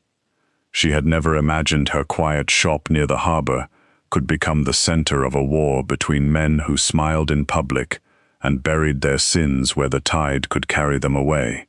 Most of all, she had never imagined that the brother she buried in a closed casket had left her a warning written in the only language their childhood had ever made safe. Mara's shop sat on a narrow street in Baltimore, where the bricks were old, the sidewalks were uneven, and the air always seemed to carry a little salt from the water. The sign above the door read, "Ellison Candle and Soap Company," in fading gold letters her mother had painted by hand nearly 20 years earlier. On sunny mornings, the windows caught the light in a soft amber glow, making the rows of candles look like tiny captured sunsets. On rainy days, the whole place smelled like warm wax, orange peel, and damp wood, the kind of smell that made strangers pause at the door and breathe in before they even stepped inside. Mara loved that moment. She loved watching people soften without meaning to, loved seeing their shoulders drop as if the shop had asked nothing from them except to rest for 1 second. Her mother used to say a good candle was not just wax and wick, it was a small promise that darkness did not get to have the whole room. Since her mother's death, Mara had kept that promise almost by force. She opened the shop every morning, even when her knees hurt, even when bills waited in a stack beside the register, even when grief sat in the back room like a second body. She was 30, fat, stubborn, and tired in a way sleep did not fix. She had thick arms from lifting crates of oils and wax, wide hips that bumped the narrow stockroom shelves no matter how carefully she moved, and a round face that customers either trusted right away or judged before they knew her name. She had spent most of her life learning the difference between being looked at and being seen. People looked at her body all the time. They measured it, dismissed it, made little decisions about her discipline, her worth, her hunger, her loneliness, and her place in the world. But they rarely saw the woman who balanced inventory in her head, repaired her own plumbing when the sink backed up, remembered every regular customer's favorite scent, and had once carried her mother through 6 months of illness, with a smile that did not break until the funeral. Then Owen died, and something in Mara's smile never quite came back. Her older brother had been the easy one, the charming one, the one who could talk a parking ticket into a warning and make a banker laugh while denying him a loan. Owen Ellison had worked as an accountant for a freight company near the port, the kind of job Mara never fully understood because every time she asked what he actually did, he gave her some lazy answer about numbers, trucks, and bosses who thought spreadsheets were magic. He had been restless in the months before his death. He stopped dropping by for coffee. He started checking the street before walking into her shop. He kept his phone face down on the counter and laughed too loudly when she asked if he was in trouble. Mara knew her brother. Owen smiled when he was lying. The wider the smile, the worse the lie. The last time she saw him alive, rain tapped against the shop windows, and the streetlights outside shivered in the puddles. It was late, past closing, and Mara had been pouring a batch of rosemary mint candles in the back room. Owen came in through the rear door without knocking, his jacket soaked, his dark hair plastered against his forehead. He looked thinner than usual, his eyes too bright in his tired face. Mara scolded him for dripping water on her floor, mostly because she was scared by how pale he looked. He did not joke back. He just walked to the shelf where their mother's oldest things were kept and pulled down the brown account book. "You keep this safe, Mara," he had said, placing it in her hands like it was something alive. "No matter what anyone says, no matter who asks, you don't give it away." She had stared at him, confused and annoyed, because Owen always knew how to make a simple moment feel like a stage play. "It's Mum's old shop book. Nobody wants this." He had gripped her hand then, too hard. "If anything happens to me, you read it again. Not like an adult, like when we were kids." That was the part she could not forget. Not like an adult, like when we were kids. He kissed her forehead before he left, and for one strange second he looked at her the way their mother had looked at the shop during the last week of her life, with love, regret, and a quiet apology already forming behind the eyes. 2 nights later, police knocked on Mara's apartment door. Owen's car had gone off the highway after midnight. The report said he must have fallen asleep behind the wheel. There was rain, poor visibility, a broken guardrail, a steep drop into a drainage ditch. A tragic accident. That was the phrase everyone used. Tragic accident. Mara heard it from officers, from neighbors, from relatives who appeared for the funeral and vanished before the leftover sandwiches were wrapped. But Owen had been terrified before he died. Mara knew it with a certainty that settled into her bones. He had not fallen asleep. Something had chased him, or someone had found him, or the world he had stepped into had closed its hand around him. For months, nothing happened. That was almost the cruelest part. Mara waited for some answer to arrive, some hidden letter, some person at the door, some explanation that would turn grief into something with edges. But life went on in its ordinary brutal way. Rent was due. Suppliers wanted payment. Customers wanted wedding favors. Birthday candles, unscented soap for sensitive skin. The water heater broke. A winter storm cracked the front window. Mara learned that loss did not pause the electric bill. It only made the envelope harder to open. The brown account book stayed under a loose floorboard beneath the counter, wrapped in an old dish towel that still faintly smelled like her mother's rose soap. Some nights Mara took it out and turned the pages, hoping Owen's warning would suddenly make sense. But all she saw were columns of old dates, little marks beside scent names, odd abbreviations in the margins, and inventory symbols her mother had used for years. Bay rum beside a number, black amber crossed out twice, lemon verbena circled with a star, Blue Harbor written in small, careful letters near a row of figures that did not match any candle order Mara could remember.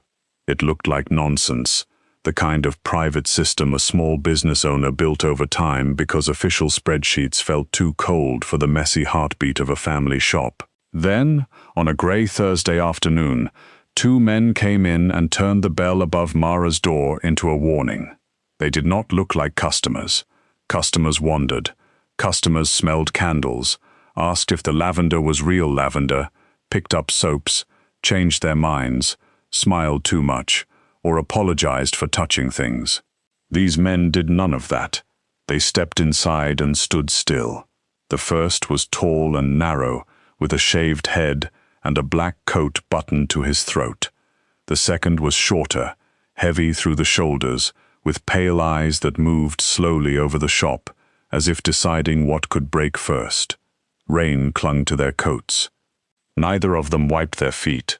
Mara was behind the counter, tying twine around a box of oatmeal honey soaps for a regular customer who would arrive after work. She looked up, smiled out of habit, and felt the smile die before it reached her eyes.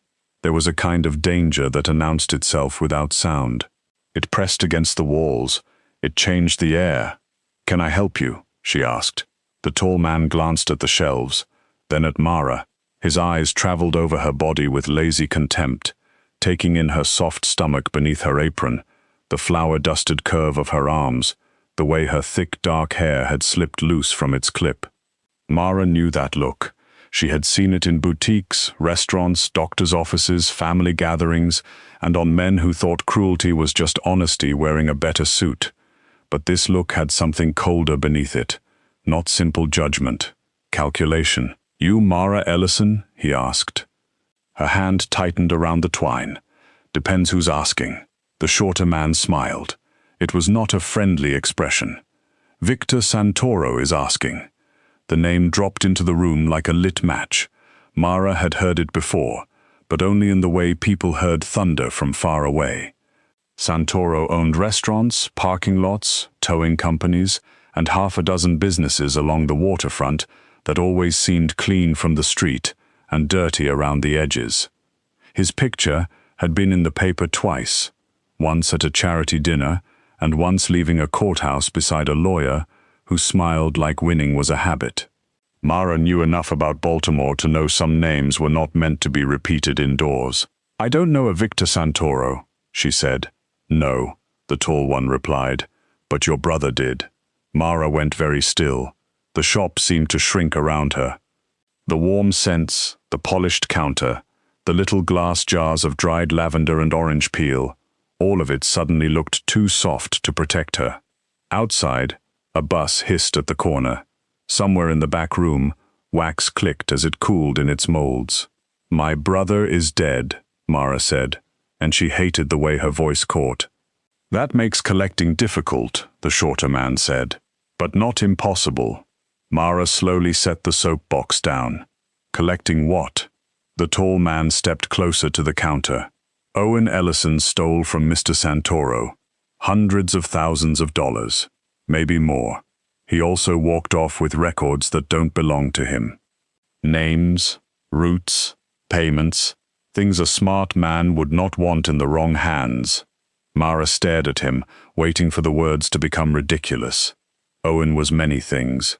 He was reckless with rent money, terrible at returning borrowed tools, and too quick to believe he could talk his way out of trouble. But he was not a thief in the way these men meant. He was not some criminal mastermind hiding money in a candle shop.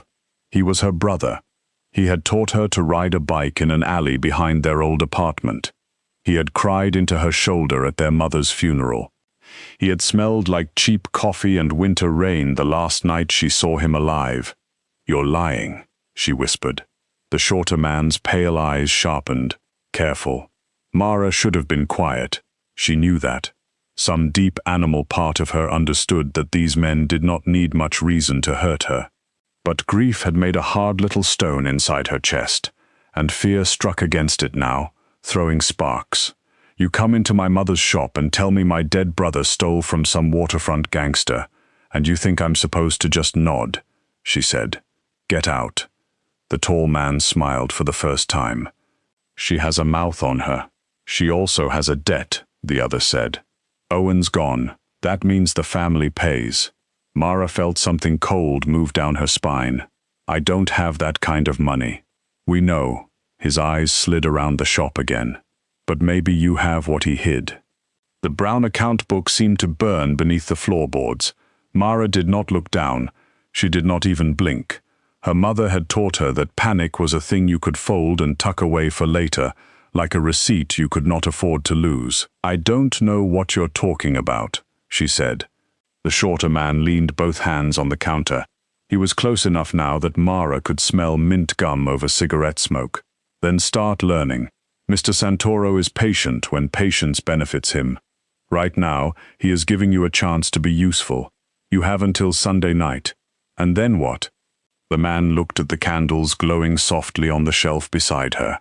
He picked up a small one labeled sea salt and sage, turned it in his hand, and let it fall. Glass shattered across the floor. Wax rolled under the counter in a pale, broken lump. Then we come back when the shop is closed, he said. And we take our time. They left without buying anything. The bell above the door gave its same cheerful ring as they stepped back into the rain, and Mara hated it for sounding so normal. For a long moment she did not move. She listened to their footsteps fade. She listened to her own breathing. Then she locked the door, flipped the sign to closed, walked to the shattered candle, and knelt carefully among the glass. Her hands were shaking so badly that she cut her thumb picking up the first piece. The sight of her own blood snapped something into place. Owen, the account book. Not like an adult, like when we were kids. Mara shoved the broken glass into a trash bin, grabbed a screwdriver from the drawer beneath the register, and pried up the loose floorboard. The old book was exactly where she had left it, wrapped in the faded dish towel. She carried it to the work table in the back room and opened it beneath the yellow light. This time, she did not look at it like bookkeeping. She looked at it like a child hiding from a rainy afternoon with her brother, inventing secret codes in the back of their mother's shop, while the grown-ups talked about bills. Owen had loved codes, not serious ones at first, silly ones. Lavender meant yes, peppermint meant no, rose meant mom is listening, cedar meant hide it.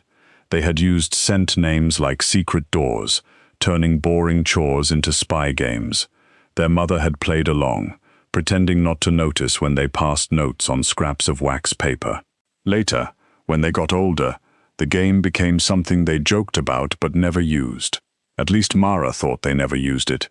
She ran her finger down the first page, where her mother's neat handwriting mixed with Owen's sharper, slanted marks.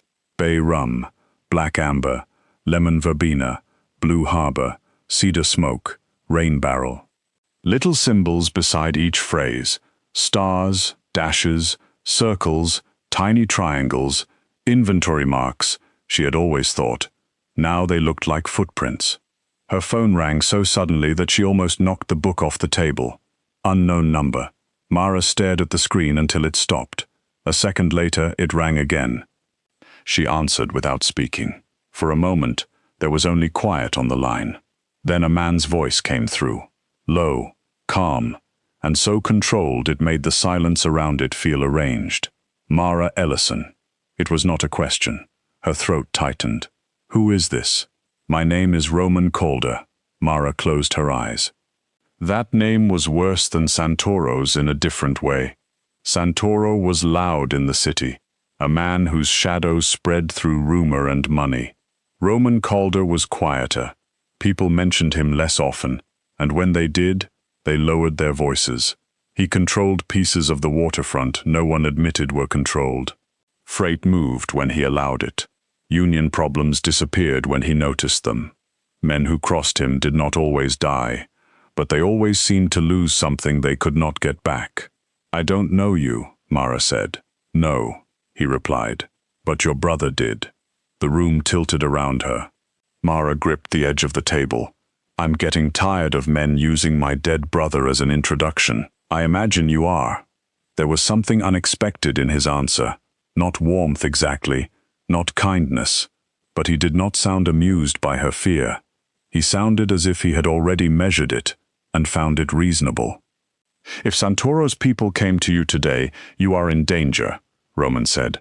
Mara looked toward the locked front door. "How do you know they came?"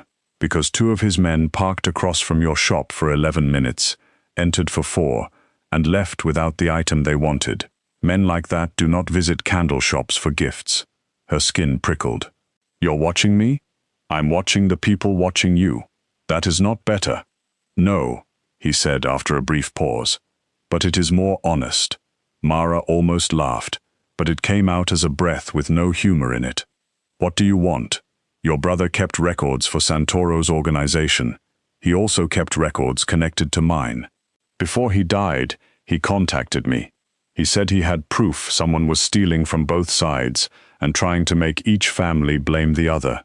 Then he vanished, and 2 nights later, he was dead."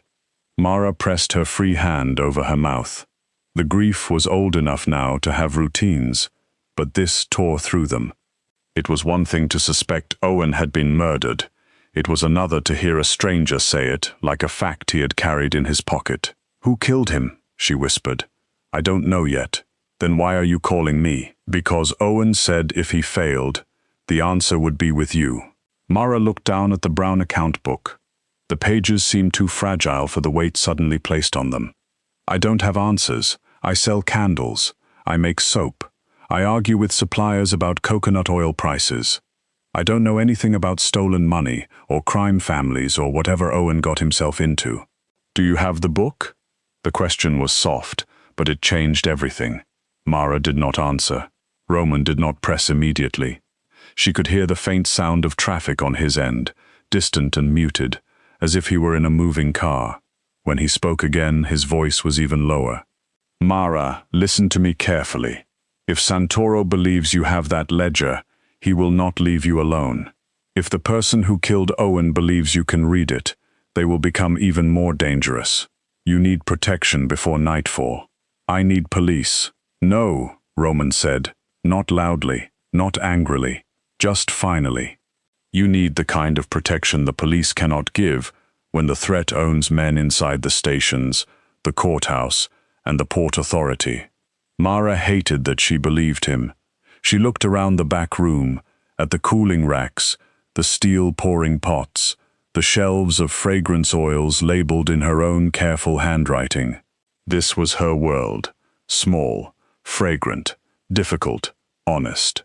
She had fought to keep it after her mother died. She had fought to keep it after Owen died. Now men she had never invited into her life were reaching through the walls, trying to take even this. "What are you offering?" she asked. A pause. "My house, my name, my protection." Mara frowned. "Your name. In my world, a guarded woman can still be taken if taking her is useful enough. A wife is different." The word moved through the line and settled between them. Mara stood very still. "Absolutely not. I expected that." "I don't think you did, because if you expected it, you wouldn't have said something that insane to a woman you've never met. I have learned that insane choices sometimes become practical when every reasonable choice has already been removed." Mara's laugh came out sharp this time. "That might work on people who are scared of you. You are scared of me?" "Yes," she said, "but I'm also not stupid." "No," Roman replied. "That much is clear. The quiet after that should have felt empty, but it did not. It felt like both of them were standing on opposite sides of a locked door, listening to each other breathe." Mara thought of Santoro's men, the broken candle, Owen's wet hair on the night he gave her the book, her mother's shop, her own name painted above the door in fading gold. "If I even considered this," she said slowly, hating every word. And I am not saying I am. There would be conditions. Name them. My shop stays mine. Yes. You do not move your business into it. You do not use it as a front. You do not put men in here scaring my customers. Yes. You do not touch me unless I say you can. This time the pause was longer, and Mara's stomach tightened. When Roman answered, his voice had changed. It was still controlled, still quiet, but something iron had entered it. Mara, if a man needs force to be obeyed in his own home, he has already lost the right to be called powerful. I will not touch you without your consent. Not for show. Not in private. Not because a paper says wife. Mara closed her eyes. She had not expected that answer. She did not trust it, not fully. Maybe men like Roman Calder knew how to sound honorable because it made the trap prettier. Maybe he had learned patience the way other men learned violence. Still, something in her chest loosened by one careful inch. I get my own room, she said, with a lock. You get a private suite with a lock only you control. I keep my phone. Yes, I can leave if I choose. You can walk out any door in my house, he said. But until this is finished, you will not walk alone. Mara opened her eyes and looked at the old book.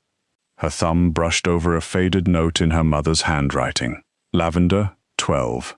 Cedar, 5. Blue Harbor, 3. A code hiding in plain sight. A dead brother reaching back through time. A shop full of candles that suddenly felt like tiny witnesses. When? She asked. I am outside. Her heart stopped. Mara walked slowly from the back room to the front window and moved the curtain aside by less than an inch. Across the wet street, a black car waited at the curb, its windows dark, its engine running. Beside it stood a man in a charcoal coat, tall and still beneath the gray Baltimore sky. He was not looking at his phone. He was not speaking to anyone. He was looking directly at her shop, as if he had known exactly when she would appear.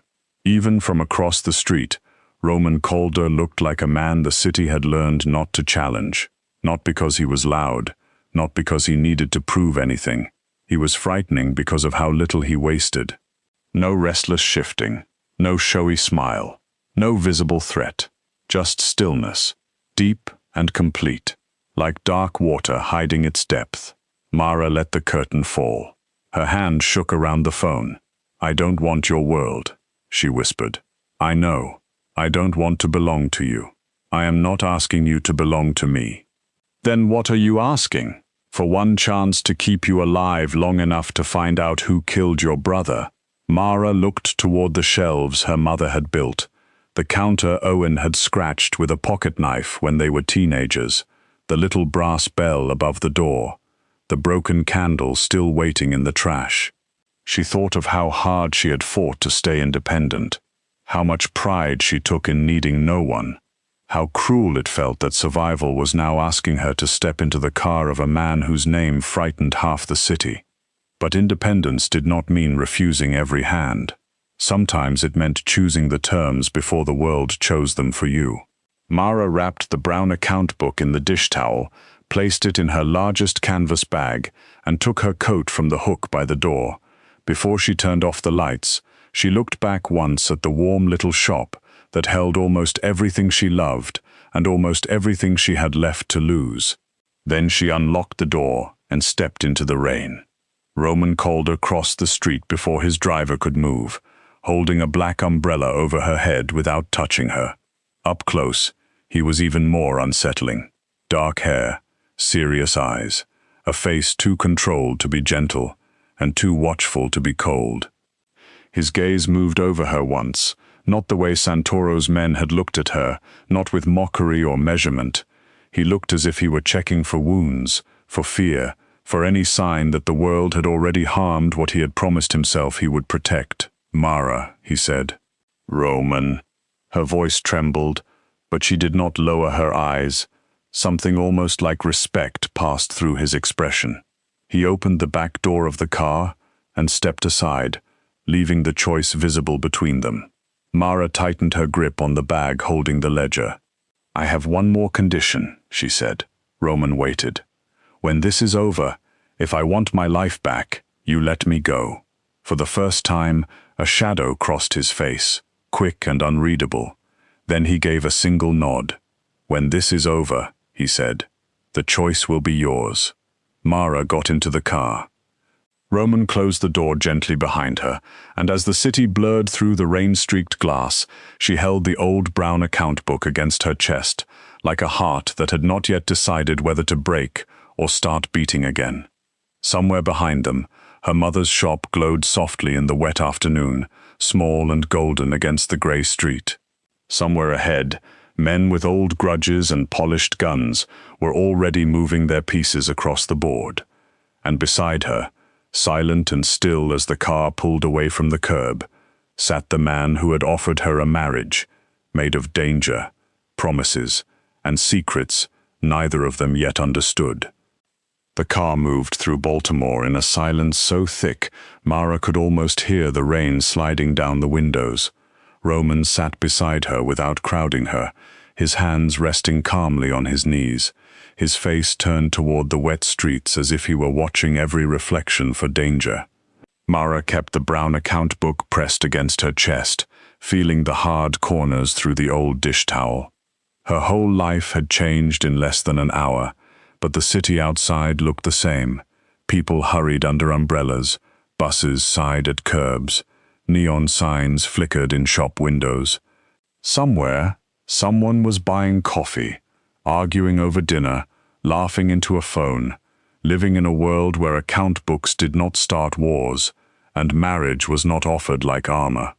Mara wanted to hate Roman for making sense.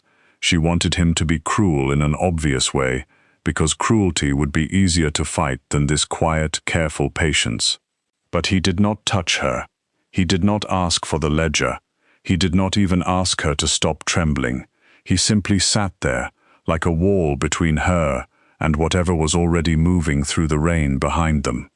Roman's house stood on a hill above the harbor, hidden behind iron gates and old stone walls softened by ivy. It was not the shining palace Mara had expected from a man like him. It was older, darker, built of grey stone and deep windows, with warm lamps glowing inside like watchful eyes. Men stood near the gate and along the drive, but none of them stared at her for too long. Roman opened her door himself and held the umbrella above her head as they walked in.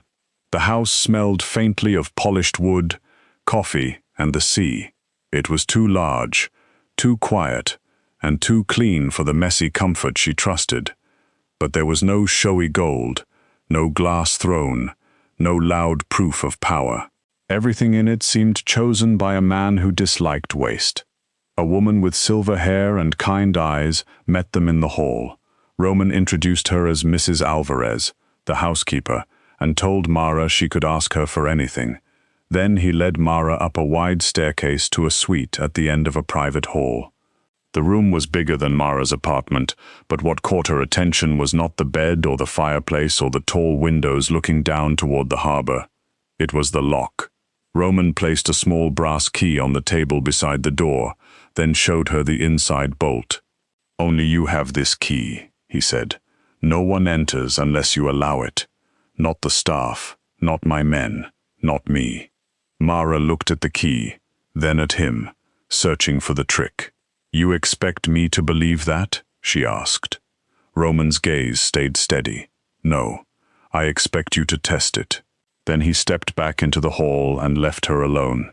Mara did test it. She locked the door, pushed a chair in front of it, and sat on the edge of the bed with the account book in her lap, until her body finally understood that no one was coming in. Hours passed. The house stayed quiet. A tray appeared outside her door with soup, bread, tea, and a folded note in Roman's sharp handwriting, telling her the kitchen would keep food warm if she wanted something else. He did not tell her to eat. He did not mention the ledger. He did not write anything soft or false. Still, Mara stared at the note longer than she wanted to.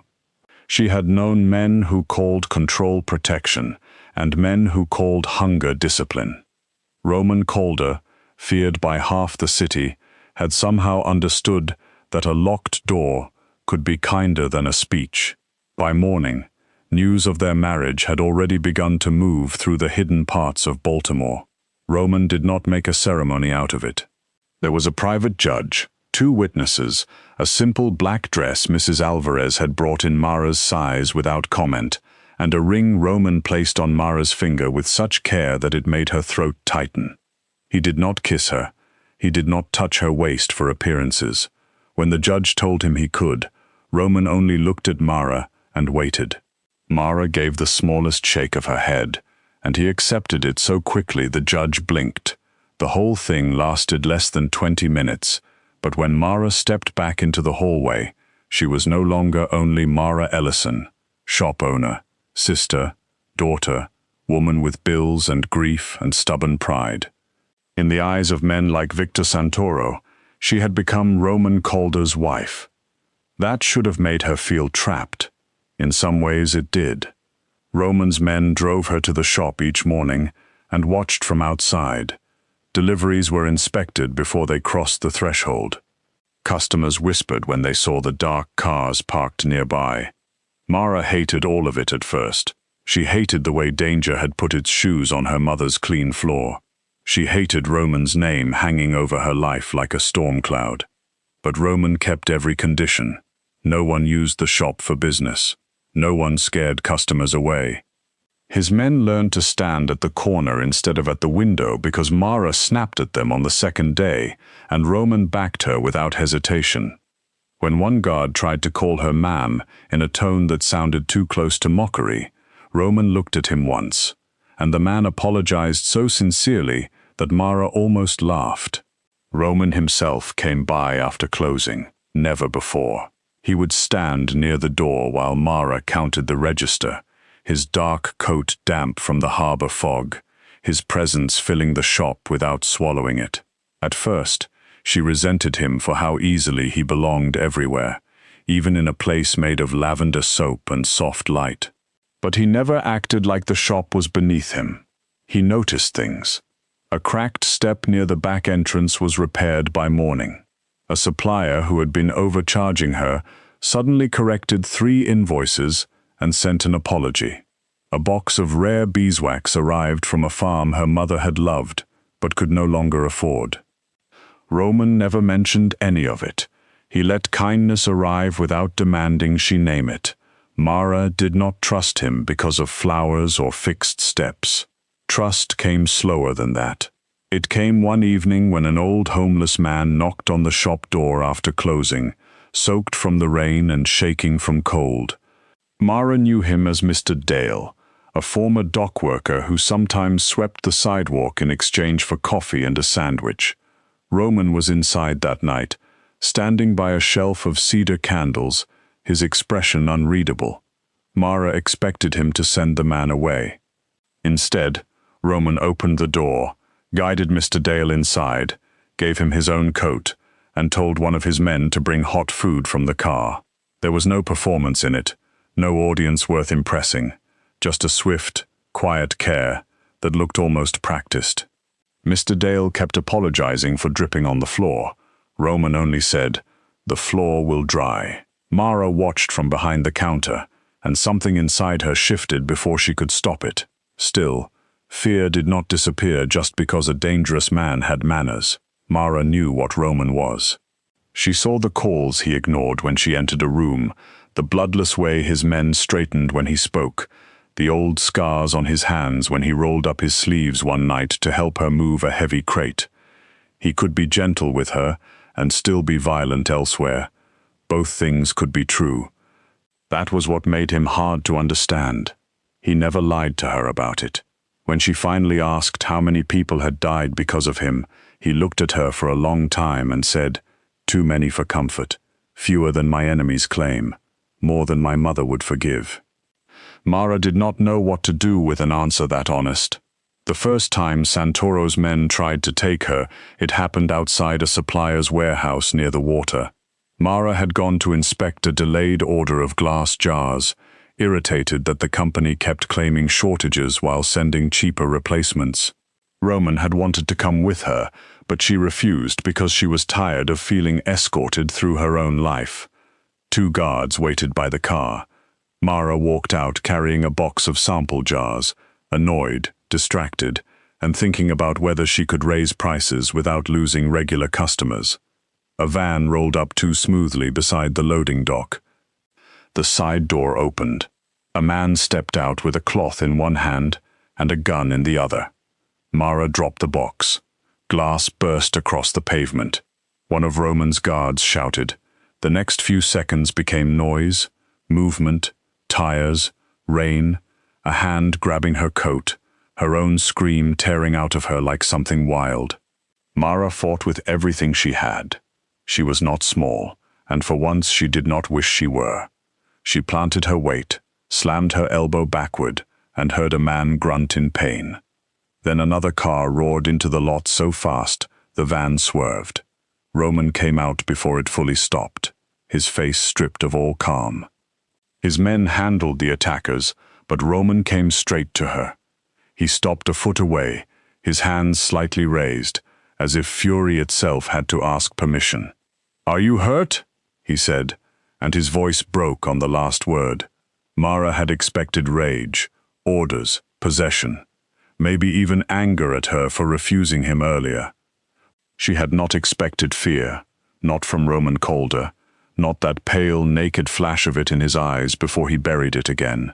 She shook her head, then realized her hands were bleeding from the broken glass. Roman looked down and went still. For one terrible second she thought he might become the man the city feared right there in the rain. Instead, he took out a clean handkerchief, held it toward her, and waited until she took it herself. That night, back at the house, Mara could not sleep. Every time she closed her eyes, she felt the cloth coming toward her face and heard the van door sliding open. She wandered downstairs near midnight, following the low sound of voices. Roman stood in his study with his cousin Dominic Vale, a lean man with handsome features and cold, amused eyes. Dominic had always smiled at Mara in a way that made her feel like a joke he was too polite to tell. The door was cracked. Mara knew she should walk away. Instead, she stopped in the hallway, half hidden in shadow. "She is turning you into a rumor," Dominic said. "Men are laughing, Roman. You started a marriage war over a fat shopkeeper with a dead brother and a candle hobby." Mara's breath caught. Roman's voice came low and hard. "Choose your next words carefully." Dominic laughed softly. "That is exactly what I mean. A year ago, anyone who touched something of yours disappeared by sunrise. Now you ask permission before holding your own wife's hand. Santoro sees it. The council sees it. She makes you look weak." There was a silence so sharp Mara could feel it. Then Roman said, "No. Cruel men think respect looks like weakness because they have never been strong enough to practice it." Mara did not stay to hear more. She returned to her room, closed the door, and sat in the dark with Dominic's words burning through her. Fat shopkeeper, candle hobby, weak. She hated that Roman had defended her. She hated that she had needed to hear it. Most of all, she hated the small wounded part of herself that wondered whether Dominic was right. Maybe Roman's kindness was not love or respect. Maybe it was guilt. Maybe she was a responsibility he had dressed up in a ring. Maybe he had protected the ledger and simply learned to be gentle with the hand holding it. For the next few days, Mara pulled away. Roman noticed, of course. He noticed everything, but he did not chase her down the halls or demand explanations. He gave her space with the same painful discipline he gave promises. That somehow made it worse. Mara wanted him to break the silence so she could resent him. Instead, he remained careful. He brought her tea and left before it cooled. He drove her to the shop and let her sit in the back seat alone. He asked once if she wanted to talk. When she said no, he nodded and did not ask again. The truth came from Mrs. Alvarez, not because Mara asked, but because grief recognizes itself. One afternoon, while Mara sat in the kitchen pretending to drink coffee, Mrs. Alvarez began polishing silver at the long table, and said Roman had been 13 when his mother was shot in front of him. His little brother had been 7. A rival crew had meant to scare Roman's father. They killed the wrong people and taught Roman a terrible lesson before he was old enough to survive it. After that, he stopped saying love out loud. He learned locks, roots, guards, debts, distance. He learned to stand between danger and anything he cared for, because the one time he could not, the whole world ended. Mara listened without moving. Suddenly, Roman's silences changed shape in her memory. They did not become harmless, but they became human. His care had always looked like distance, because distance was the only prayer he trusted. He protected doors, because once a door had opened and taken everything from him. Mara sat there with her hands wrapped around a cooling mug and felt her anger soften into something more frightening. Understanding. That evening, she found Roman in the candle shop after closing, standing in front of the shelf where her mother's brown sugar and clove candles sat in neat rows. He looked too large for the narrow aisle, too severe among the pretty labels and soft ribbons. Mara stood behind the counter for a long moment before speaking. "You never told me about your mother." Roman did not turn right away. "No. Why?" "Because I did not want your pity." "I don't pity you." He looked at her then. His eyes were tired in a way she recognized. "Good." Mara came around the counter slowly. "Dominic thinks I make you weak." Roman's face hardened. "Dominic says many foolish things. Does everyone think that?" "Probably." Her chest tightened. Roman stepped closer, then stopped, keeping the space between them, because that was what he always did. "Mara, before you came into my life, men feared me because they knew what I could take from them. Now some may think less of me because they see what I refuse to take from you. Let them be confused. It is good for men like that to misunderstand something." Mara looked down at her hands. "I don't know what this is." "Neither do I," Roman said. That honesty almost undid her. She looked up, and for a moment the shop seemed to hold its breath around them. The rain pressed softly against the windows. The candles glowed in little pools of gold. Roman's gaze dropped to her mouth, then rose again, asking without asking. Mara took one step closer. Roman did not move until she lifted her hand and touched his chest. Only then did he bend his head. The kiss was not rough. It was careful, almost aching, a question answered slowly in the warm quiet of her mother's shop. Mara had been kissed before by men who acted like desire was something they were giving her out of generosity. Roman kissed her like restraint was costing him, like her yes mattered more than his want, like the space she took up was not something to forgive but something to come home to. The betrayal came 2 nights later. Roman had been called to a meeting near the East Docks. Mara stayed at the shop later than planned, stubbornly finishing a wholesale order because fear had already stolen enough hours from her life. The street outside was quiet when she heard the front lock click. She froze in the back room, a tray of poured candles cooling in front of her. The shop was closed. Roman's guard should have been outside. Then came a muffled thump, a body hitting brick or pavement, and Mara's blood turned cold. Men entered through the front. More than 2 this time. Their footsteps spread through the shop, careful and armed. Mara did not wait to see their faces. She grabbed the account book from the hidden floorboard, shoved it into her bag, and ran up the narrow back stairs to the old storage loft. Her mother had once shown her a maintenance passage used by the building's original owners, a cramped little exit that led through a rusted service door and out onto the neighboring roof. Mara had hated that passage as a child. It was dusty, narrow, and full of shadows. Now it was the only reason she stayed alive. The men below cursed when they heard her moving. Someone kicked the back room door hard enough to crack the frame. Mara forced herself through the passage, scraping her shoulder against brick, dragging the bag against her chest. The service door opened with a scream of rust into cold night air. Rain had stopped, but the roof was slick, the tar uneven, and the neighboring building was separated by a gap just wide enough to make her stomach lurch. She climbed over, breath burning, knees shaking, and landed badly on the other side. Pain shot through her foot. She looked down and saw broken skylight glass scattered across the roof like ice. There was no time. Voices shouted behind her. Mara ran. Every step cut deeper. Glass bit into her bare feet because she had lost one shoe in the passage and kicked the other off when it twisted under her.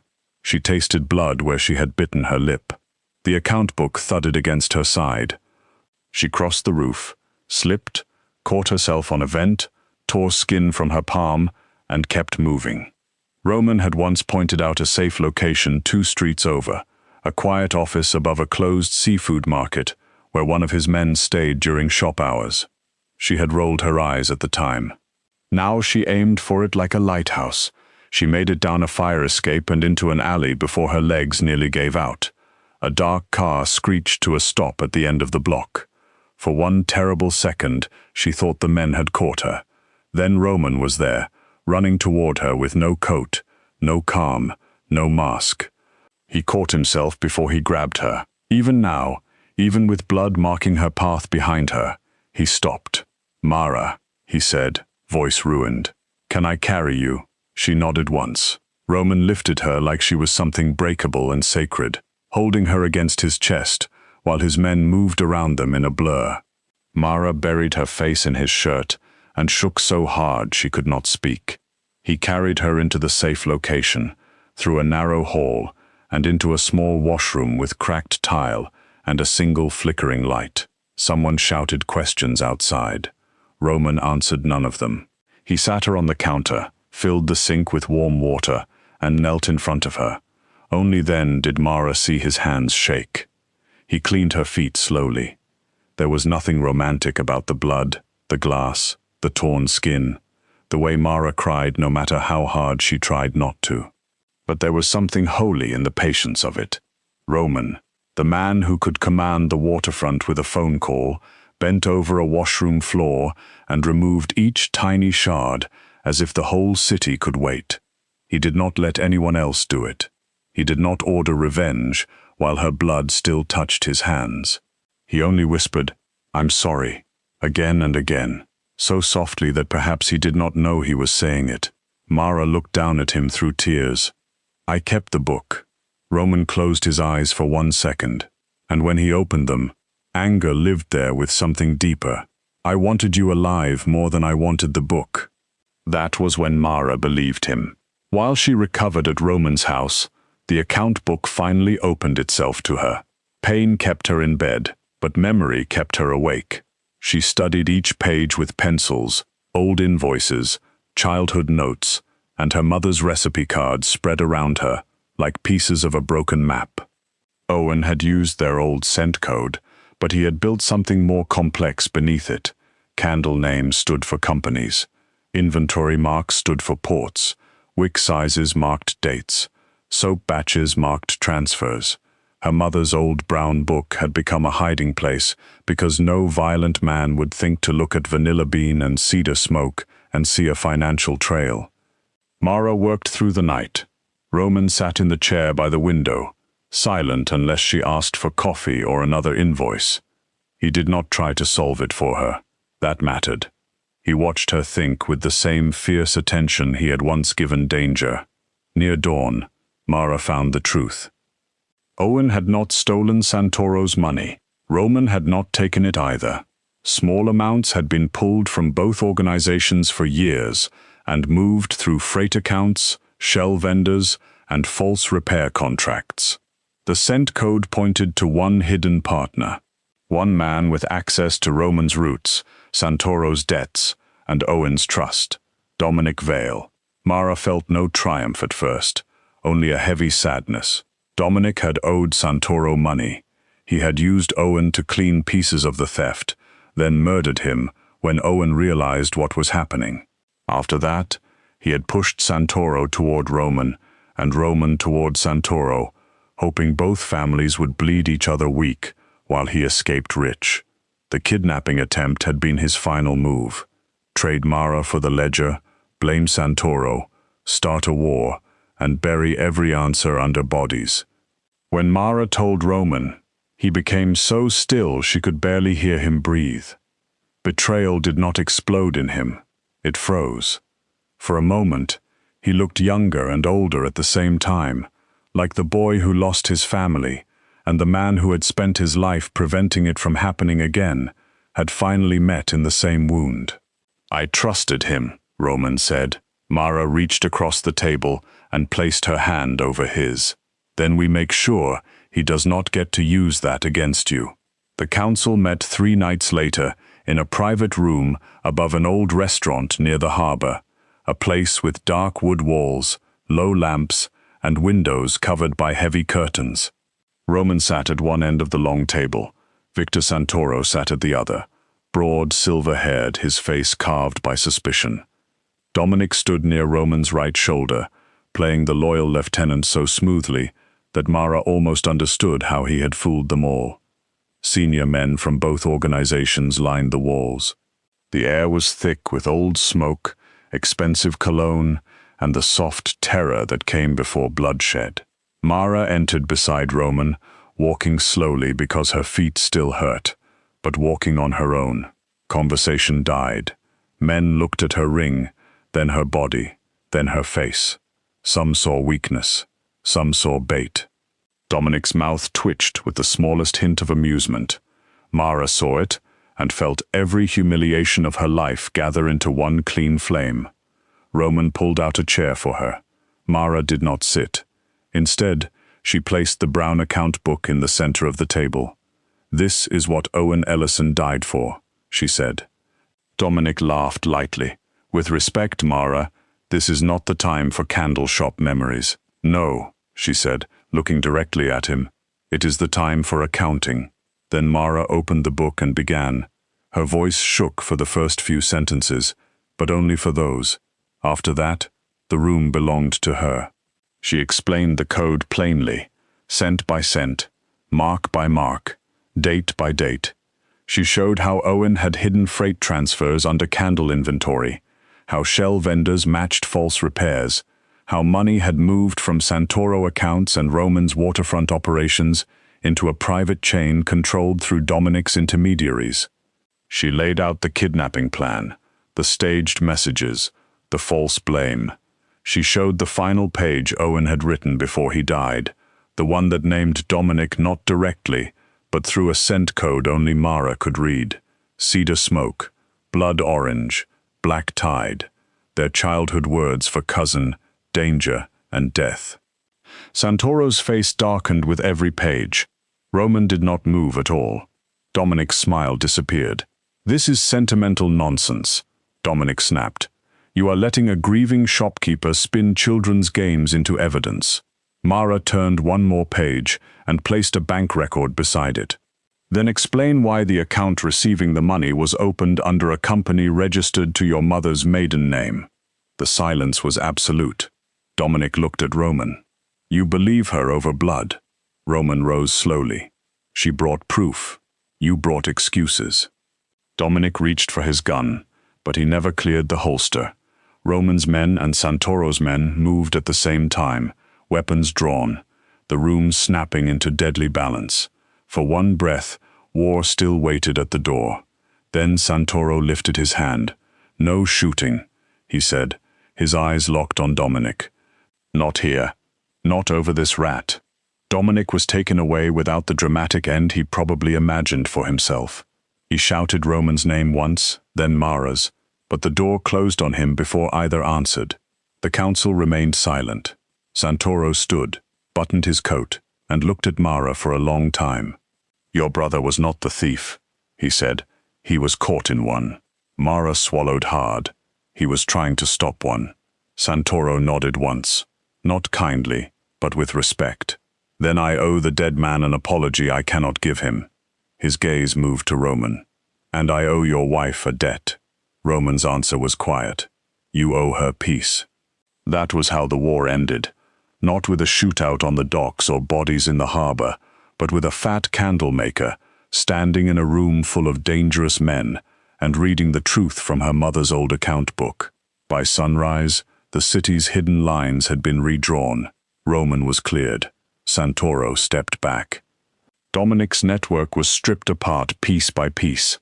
Owen's name, at least in the places where it mattered, was no longer spoken as a thief's name. Months passed, and Mara returned to her shop not as the woman danger had cornered, but as the woman who had walked through it and come back, carrying herself differently. The guards became fewer. The customers returned. The sign was repainted in fresh gold, not by Roman's men, but by Mara herself, on a bright Saturday morning, with paint on her cheeks and laughter she had not heard from her own mouth in years. She expanded into the empty storefront next door, hired 2 employees, and added a small workshop where people could make their own candles at long wooden tables. She named one new scent Owen's Rain, not because grief had vanished, but because it had softened enough to live beside her without taking every breath. Roman remained feared in Baltimore. That did not change. Men still lowered their voices when his name came up. Cars still moved when he wanted streets cleared. The waterfront still knew his shadow, but with Mara, the shadow grew edges of light. He learned to sit at the back of her shop without frightening customers. He learned that not every problem required a threat. He learned to ask about her day and actually stay still for the answer. Sometimes he failed. Sometimes his old instincts rose hard and fast, and Mara had to remind him she was his wife, not a porcelain thing locked in a tower. But he listened. More than that, he tried. Their marriage, which had begun as protection, became something quieter and stronger than either had expected. Love did not arrive like lightning.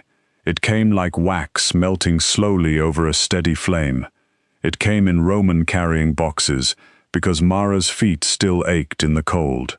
It came in Mara leaving dinner for him when meetings ran late. It came in arguments that ended with honesty instead of slammed doors. It came in the first night she invited him into her locked room, and the way he stood at the threshold until she smiled and said his name. It came in the morning he woke with her hand on his chest and looked at her as if peace were more frightening than war. On a soft spring morning, Mara came downstairs earlier than usual and found Roman in the shop kitchen wearing one of her aprons over a dark dress shirt. He was standing over a double boiler with a look of intense concentration, surrounded by jars of fragrance oil, spilled wax, crooked wicks, and one badly dented candle mold. Mrs. Alvarez sat nearby, pretending not to laugh into her coffee. Mara stopped in the doorway. Should I be afraid? Roman looked up, caught completely. A smear of melted wax marked one cuff. No, you say that like a man hiding evidence. I was attempting your mother's honey clove candle. Mara looked at the lumpy candle cooling on the counter. The wick leaned so far left it looked tired. The surface had cracked down the middle. It was, without question, one of the ugliest candles she had ever seen. Roman's expression remained grave. It did not respect me. Mara laughed, not carefully, not politely. She laughed until tears filled her eyes, and Roman watched her with a softness that would have shocked every man who feared him. When the laughter faded, she walked to him, took his wax-stained hand, and held it between both of hers.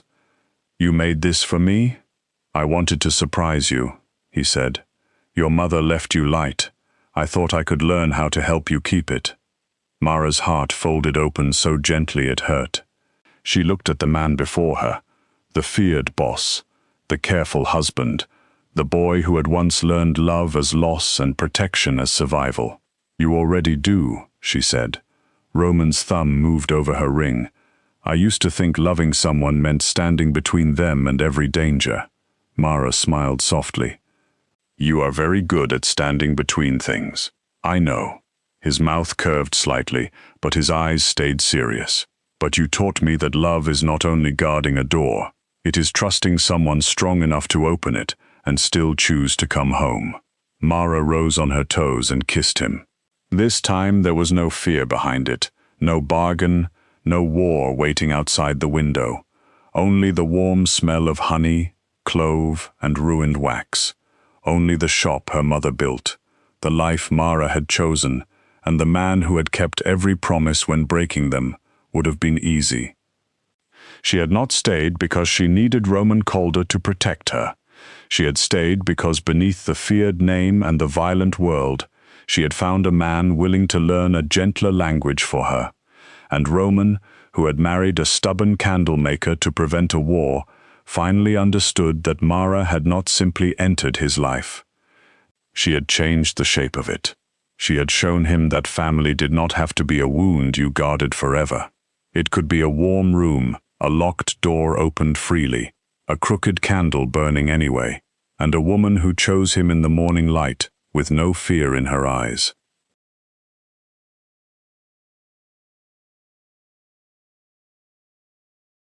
The night the most feared Mafia boss in Chicago carried his dying brother into Mercy Row, everyone in the hidden clinic stepped back from the blood, the guns, and the massive black dog snarling beside the stretcher. Everyone except Nadia Bellaro. She was the woman the doctors ignored, the overnight aide in loose sweaters and faded scrubs, the soft, quiet woman people looked through when they wanted someone easy to blame. But when the attack dog turned his burning eyes toward her and lowered his head like he was ready to tear the room apart, Nadia whispered one word in a language no one else understood, and the dog sat down at her feet like he had finally found a ghost he had been waiting years to see again. Mercy Row did not look like a clinic from the street. From the outside, it looked like an old closed-down theater on the south side of Chicago, with faded gold letters above the doors and broken poster cases covered in dust. The old marquee still hung over the sidewalk, but half the bulbs had burned out years ago. No one bought tickets there anymore. No one lined up under the rain for matinees or late-night shows. The front doors stayed chained. The ticket windows stayed dark, and the posters behind the glass had curled at the edges until the movie stars looked like they were melting. People passed it every day without looking twice. That was the point. The real entrance was in the alley behind the building, past a rusted delivery gate and a steel door with no handle on the outside. Behind that door was Mercy Row, a private emergency clinic built for people who could not go to normal hospitals. Some were rich enough to buy silence. Some were poor enough that silence was the only thing keeping them alive. Some came in with knife wounds and fake names. Some came with police friends, gang cousins, burner phones, or no one at all. Mercy Row did not ask many questions after midnight. It stitched, treated, stabilized, and forgot. At least, that was what it promised. Nadia Bellaro worked the overnight shift because the night was quieter, and quiet had kept her alive for 5 years. She arrived each evening at 8:40 with a canvas bag over one shoulder, her hair pinned low, her sweater pulled loose over her scrub top, and a small notebook tucked into her pocket. She was 34, round-faced, heavy-bodied, and used to people deciding who she was before she opened her mouth. Patients called her sweetheart when they wanted water. Doctors called her slow when they could not find something they had misplaced themselves. Security guards moved around her like furniture. Nobody wondered why she noticed everything. That was how Nadia preferred it. She knew which medicine cabinet stuck in cold weather. She knew which oxygen tank had a weak valve, which hallway camera showed 2 seconds late, which nurse cried in the supply room after difficult cases, and which doctor never washed long enough before pretending he had. She knew the old theater walls groaned differently when wind came from the lake. She knew the basement tunnels carried sound in strange ways. She knew the back stairwell smelled faintly of stage dust and old rope. She knew things no one had asked her to know, and because no one asked, no one realized how much of Mercy Row stayed alive because Nadia Bellaro was paying attention. Dr. Lionel Graves hated that without understanding it. He was the head doctor at Mercy Row, a tall, sharp-boned man with silver glasses, soft hands, and a voice that could turn polite words into small cuts. He liked clean rooms, obedient nurses, and people who understood that he was important. Nadia bothered him because she never argued when he insulted her. He could mock her weight, question her speed, sigh when she entered a room, and she would simply lower her eyes and keep working. It should have pleased him. Instead, it made him crueler. "Try not to block the hallway, Nadia," he said that night, without looking up from a chart. "We need room for actual medical staff to move." Nadia was restocking trauma trays in treatment room 3. Her hands did not pause. She placed gauze, clamps, syringes, tape, saline, and burn dressings in the exact order the night staff preferred.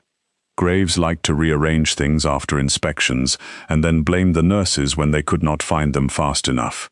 Nadia had learned to restore the drawers before anyone noticed. "Yes, doctor," she said. A young nurse named Tessa looked up from the counter, anger flashing across her face. Nadia gave the smallest shake of her head. Not worth it. Not tonight. Not ever in front of him. Graves snapped the folder shut. "And stop wearing those sweaters over your scrubs. This is a clinic, not your living room." Nadia folded a roll of tape into the tray. "The recovery wing runs cold. So does discipline," he said. "Some of us manage without wrapping ourselves in laundry." Tessa opened her mouth. Nadia looked at her again. Tessa closed it. That was another thing people misunderstood about Nadia.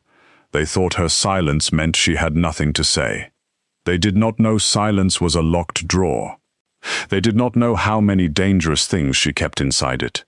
At 11:17, the storm began. Rain hit the old theater roof in hard silver sheets. Water ran down the alley bricks and gathered near the back gate. The clinic lights flickered once, then steadied. Nadia stood in the medication room, counting vials of clotting agent, when the faint buzz in the walls changed. She looked up. The front of the building was still dead, the lobby hidden behind fake theater walls, but the alley sensor had gone warm. One vehicle, heavy. Then a second. Then a third. She slid the drawer shut.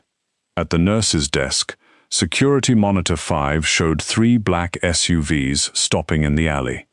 Their headlights cut through rain and turned the puddles white. Men stepped out first, big men in dark coats, with weapons held low and professional. Not panicked, not careless. Then another man climbed out of the middle SUV, and the room seemed to tighten even before anyone said his name. Matteo Veyron. Even in a city full of men who pretended to be dangerous, Matteo did not have to pretend. He was broad-shouldered, black-haired, and still in a way that made movement around him look nervous. Rain darkened his coat. Blood streaked one sleeve.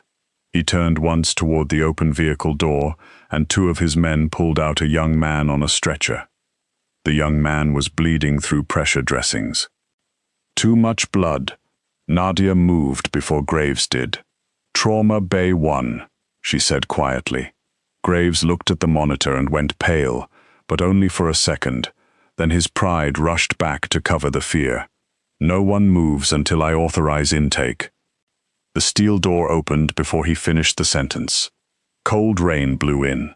The smell came with it. Blood, wet wool, gun smoke, and something else beneath it, bitter and metallic. Matteo entered first, one hand gripping the stretcher frame. His eyes swept the room once and found every exit, every camera, every person. Behind him, his men carried the wounded younger man inside. He looked barely 25, his skin gray, his lashes wet from rain, his mouth parted around shallow breaths. His dark hair stuck to his forehead. Blood soaked the side of his shirt and had spread down toward his belt. Then Rook came in. The dog was enormous, black as spilled ink, with a deep chest, cropped ears, and a scar cutting pale through the fur above one eye. Water slid from his coat. His paws left dark prints on the floor.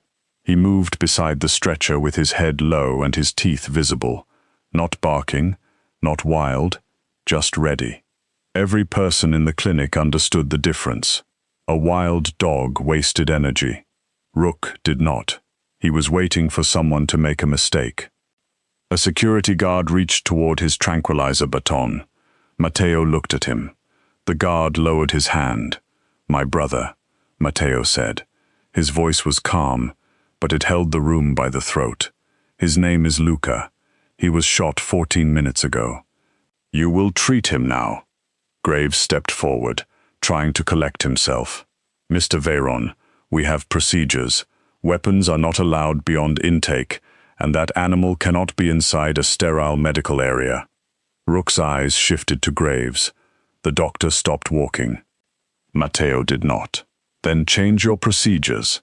"This is my clinic," Graves said, though his voice had thinned. "For tonight," Matteo said. "It is wherever my brother keeps breathing." One of the nurses moved toward the stretcher with scissors. Rook lunged so fast 2 guards shouted. The nurse stumbled back against the counter, face drained of color. Rook planted himself between Luca and the staff, teeth bared, his growl rolling through the floor. He did not touch anyone. He did not need to. Graves recovered enough to become foolish. "Remove the dog." No one moved. I said, "Remove him." Matteo turned his head slowly. "If anyone hurts that dog, doctor, this clinic becomes a cemetery with better lighting." The room went silent except for Luca's wet, shallow breathing. Nadia stood near the trauma tray, watching Rook. Not his teeth, not the size of him, his shoulders, his breathing, his eyes. He was not protecting territory. He was guarding one person. His whole body was tied to Luca's pain, but there was something else in him too, something beneath training. Confusion, grief, recognition searching for a place to land.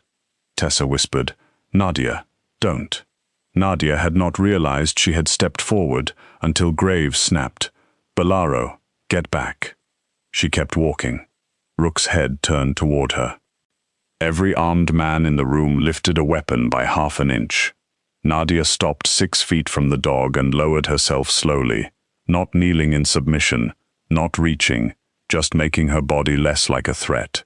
Her knees complained against the hard floor. Her sweater pulled tight around her shoulders. She felt every eye in the room land on the wide shape of her back. She knew what some of them were thinking. Too big to move fast, too soft to be brave, too foolish to understand danger. Rook growled once, low and deep. Nadia looked at the floor beside his front paws and spoke softly in an old dialect she had not used in years. "Enough, little shadow. I see him." The dog froze. Not calmed, not confused, frozen. His ears shifted forward, his mouth closed. A sound came from his chest that was not a growl anymore. It was smaller, broken at the edge. Nadia's throat tightened before she could stop it. No, not possible. Rook took one step toward her, then another. His eyes searched her face, her hands, the slope of her shoulders, as if memory lived in smell and sound and shape. Nadia did not move. She could feel the past rising behind her like heat from a closed room. Rook whined once. Then the most feared attack dog in Chicago sat down at Nadia Bolaro's feet and pressed his scarred head against her knee. No one breathed. Matteo stared at the dog as if the world had shifted under him. One of his men crossed himself. Graves looked from Nadia to Rook with a kind of angry disbelief, as if obedience itself had insulted him. Nadia placed one hand on Rook's head. Her fingers sank into wet fur. He trembled under her touch, just once. She swallowed the old name that nearly rose to her lips. "Not here. Not yet. Move Luca," she said. No one responded. Nadia lifted her eyes. Her voice stayed low, but something inside it changed. "He is losing pressure. Trauma Bay 1. 2 large-bore IVs. Warm fluids ready, but do not flood him. Cross-match if you can. Universal if you cannot. Cut the shirt. Do not roll him until I see the wound path. And someone get me calcium, vitamin K, plasma, and every vial of clotting support we have." Tessa moved first, then another nurse. Then Matteo's men. Even Graves moved, though he looked furious about it. Luca was rushed into Trauma Bay 1. Rook walked beside Nadia, not Matteo, not the stretcher, Nadia. Matteo noticed. Of course he noticed.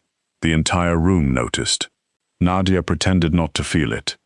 Inside the trauma bay, the overhead lights washed Luca's face in a hard white glow. His skin had gone colder. His pulse fluttered under the nurse's fingers. The bullet wound was high on his side, messy but not instantly fatal if the bleeding could be controlled. Yet the blood was too thin, too eager. It slipped through gauze faster than it should have. Nadia leaned close. The bitter smell was stronger here. Not just blood, poison. Her stomach went still. "What are you doing?" Graves demanded, snapping on gloves. "You are not cleared to assess penetrating trauma." Nadia ignored him and checked Luca's pupils. He was given something before or during the shooting. Matteo stepped closer. "What?" "Anticoagulant," Nadia said. "Slow acting. Maybe mixed with another agent. The bullet was not meant to kill him by itself. It was meant to open the door and let the poison finish the work." Graves let out a short laugh. "That is absurd." Nadia pressed fresh gauze to the wound and watched it saturate too quickly. "His clotting response is wrong. His gums are pale. His blood has a chemical edge. If you take him straight into surgery without correcting that, he will bleed faster on the table." "You are an aide," Graves said, "and he is dying while you are offended." That silenced him. Tessa looked at Nadia with wide eyes, almost frightened by her now, but still listening. Nadia did not raise her voice. She did not need to. "Plasma first. Vitamin K now. Calcium ready. Keep him warm. Do not let his pressure crash. Prep surgery, but give him 3 minutes of correction before you cut deeper, unless the scan shows rupture." Graves looked toward Matteo, perhaps expecting the Mafia boss to choose the real doctor over the fat aide he had spent years dismissing. Matteo was watching Nadia. Not softly, not kindly, carefully. "Do what she says," he told the room. Graves stiffened. "Mr. Veyron, I cannot allow an unlicensed assistant to dictate care." Matteo's eyes moved to him. "Then stop needing her too." The doctor's mouth closed. The next few minutes moved fast. Gloves snapped. Cabinets opened. The heart monitor beeped too quickly.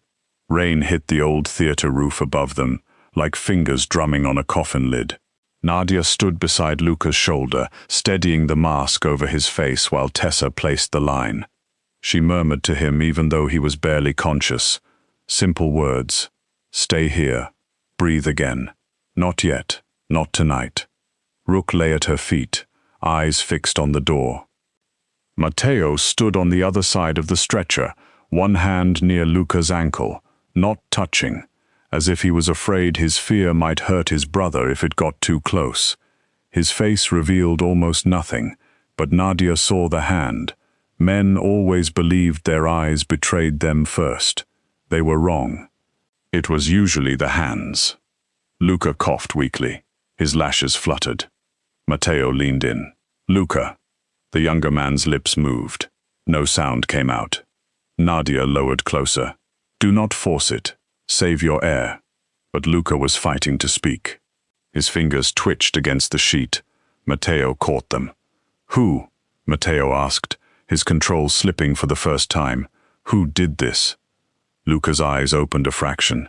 Terror moved through them, heavy and young. "Inside," he breathed. Then his body went slack. The monitor screamed. Tessa cursed under her breath. Graves lunged for the crash cart, finally moving like a doctor instead of a king. Nadia shifted before anyone asked, sealing the mask, checking the line, watching the rhythm. Not gone, not yet. She had seen worse. She had brought men back from worse in basements with one flickering bulb and no clean water. She pushed that thought away as quickly as it came. That life was dead. Nadia Bellaro was an overnight aide. Nadia Bellaro kept her head down. Nadia Bellaro did not remember blood under theater lights, or a man named Sandro laughing softly while a black dog slept across both her boots, or the night everything burned. Again, Nadia said. They worked, 1 minute, 2, then Luca's heart caught the rhythm again, weak but present. Tessa almost cried. Graves looked shaken. Matteo closed his eyes for half a second and opened them colder than before. Rook rose. Nadia followed his gaze to the hallway. The dog's body had changed. His tail had stilled. His head angled not toward Luca, but toward the old recovery wing beyond the trauma rooms. "What is it?" Matteo asked. Nadia listened. At first, there was only rain, machines, breath, the muffled panic of the clinic trying to survive the presence of Matteo Veyron. Then, beneath it, she heard something very faint. A scrape, metal against old stone, not from the alley. From below. Her mouth went dry. Graves pulled off his gloves. "We need to evacuate. Front entrance, now.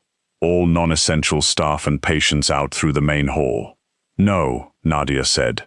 The doctor turned on her. "Excuse me? No one leaves through the front. Do not start again. The men outside are a distraction," she said. "They want you to run people into the open. The real path is underneath." Matteo's gaze sharpened. "Underneath where?" Nadia looked toward the far wall, where a framed print of the old theater still hung crooked after all these years. Velvet curtains, gold balcony, a smiling actress frozen in a world before Mercy Rowe learned to hide inside the bones of applause. "There are dressing room tunnels below the recovery wing," she said. Old performers used them to cross from backstage to the side alley without passing the audience. One passage was sealed, one was not. It opens behind the linen storage room. Graves stared at her. "How would you know that?" Nadia kept her face calm. "I read building maps." Matteo watched her in silence. He did not believe her. That was fine. It was not the worst thing he could do. Another faint scrape came through the wall. This time Rook released a low growl, pointed and certain. Nadia stepped away from Luca's bed. "Move him to recovery room 2. It has no windows and only one clean approach. Put 2 armed men outside, 1 inside. Keep the door half open so Rook can hear him. Tessa, take the stable patients to the imaging hall. It has reinforced walls. No one uses the elevators. Kill the lights in the lower corridor, but leave the far lamps on near the tunnel mouth. They need to think we are blind in the wrong direction." No one moved at first. Then Matteo said, "Follow her." And just like that, Mercy Rowe changed shape around Nadia. Men with guns began listening to the woman they had not seen 10 minutes earlier. Nurses moved where she pointed. Security locked doors she named. Tessa pushed patients into windowless rooms and told them the storm had damaged a transformer. Graves objected twice, then stopped when Matteo looked at him the second time. The clinic's panic narrowed into motion. Nadia crossed to the old theater control panel hidden in the maintenance closet. Her fingers found the switches beneath the dust. Some had not been touched in years. She knew which ones still worked, because she had tested them at 3 in the morning during quiet shifts, when everyone thought she was mopping. The stage smoke system had once filled the lower hallway. For emergency fire drills, no one performed anymore. The fans were weak, the tanks were old, but old things could still serve if you understood their limits. Behind her, Matteo entered the closet.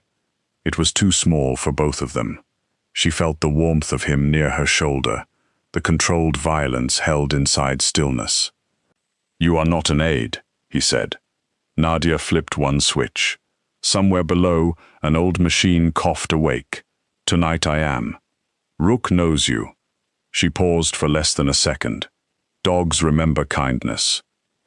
"He does not sit for kindness." "Then maybe he has been lonely." Matteo said nothing. The smoke system hummed harder. Nadia watched the small indicator lights flicker green, then amber. Enough. Not perfect, but enough. She reached for the next switch. Matteo caught her wrist.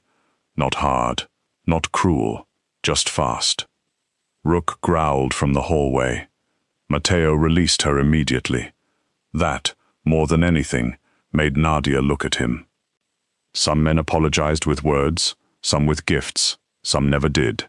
Matteo Veron took one step back from her wrist, as if he understood exactly how quickly protection could begin to feel like a cage. "I need the truth," he said.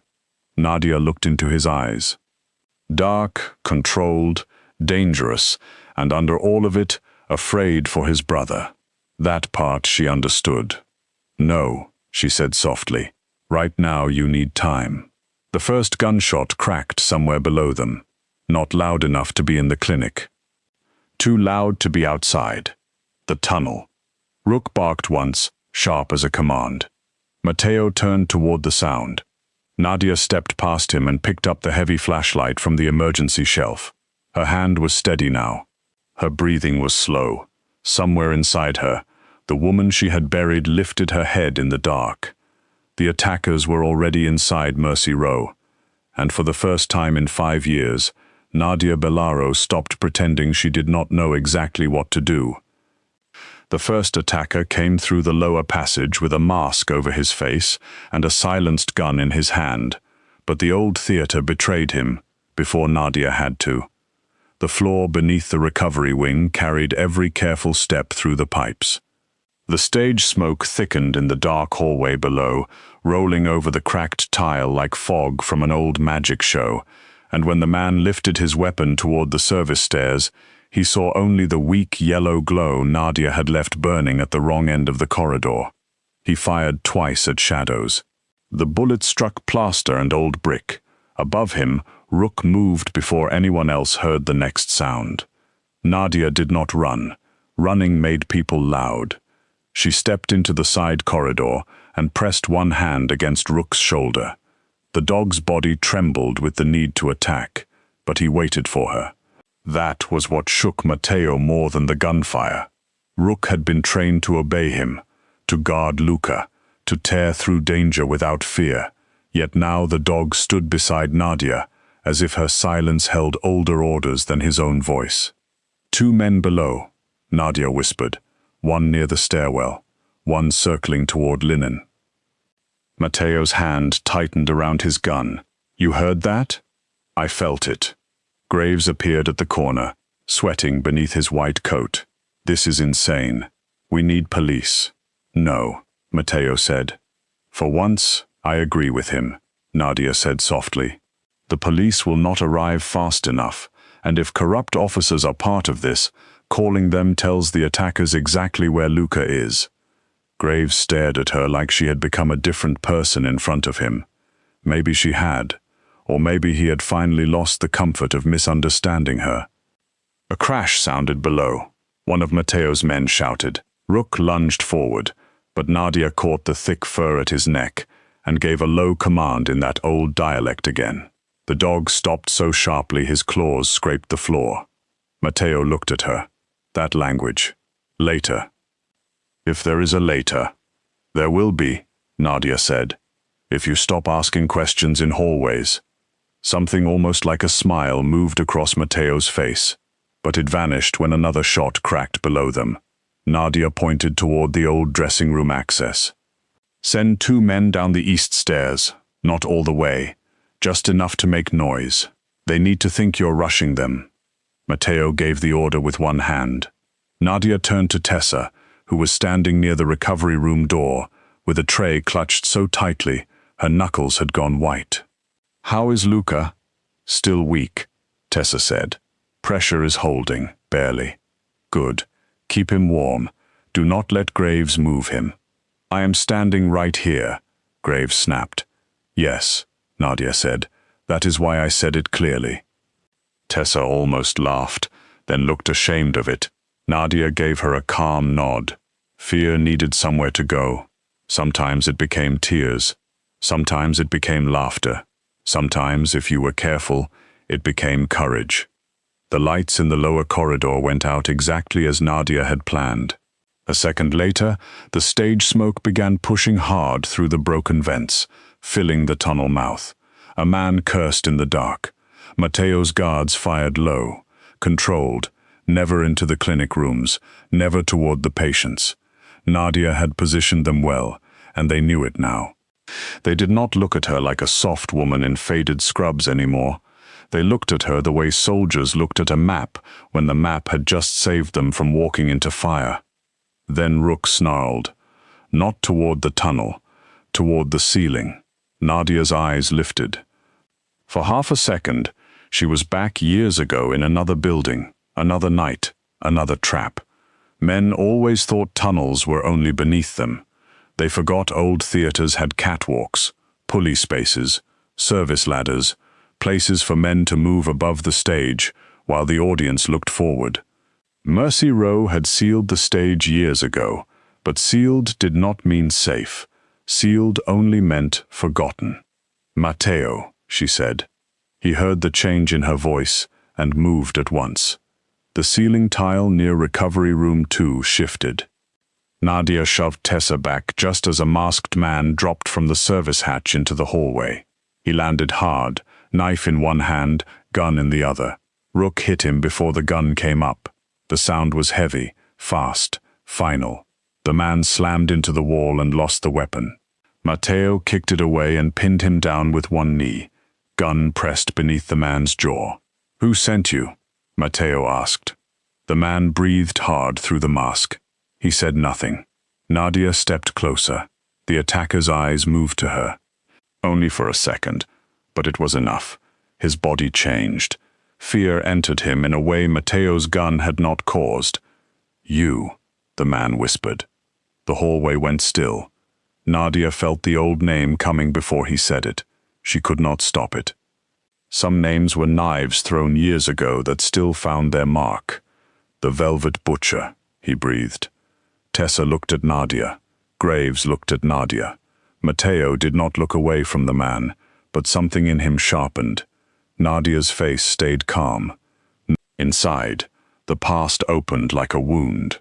"I have not used that name in a long time," she said.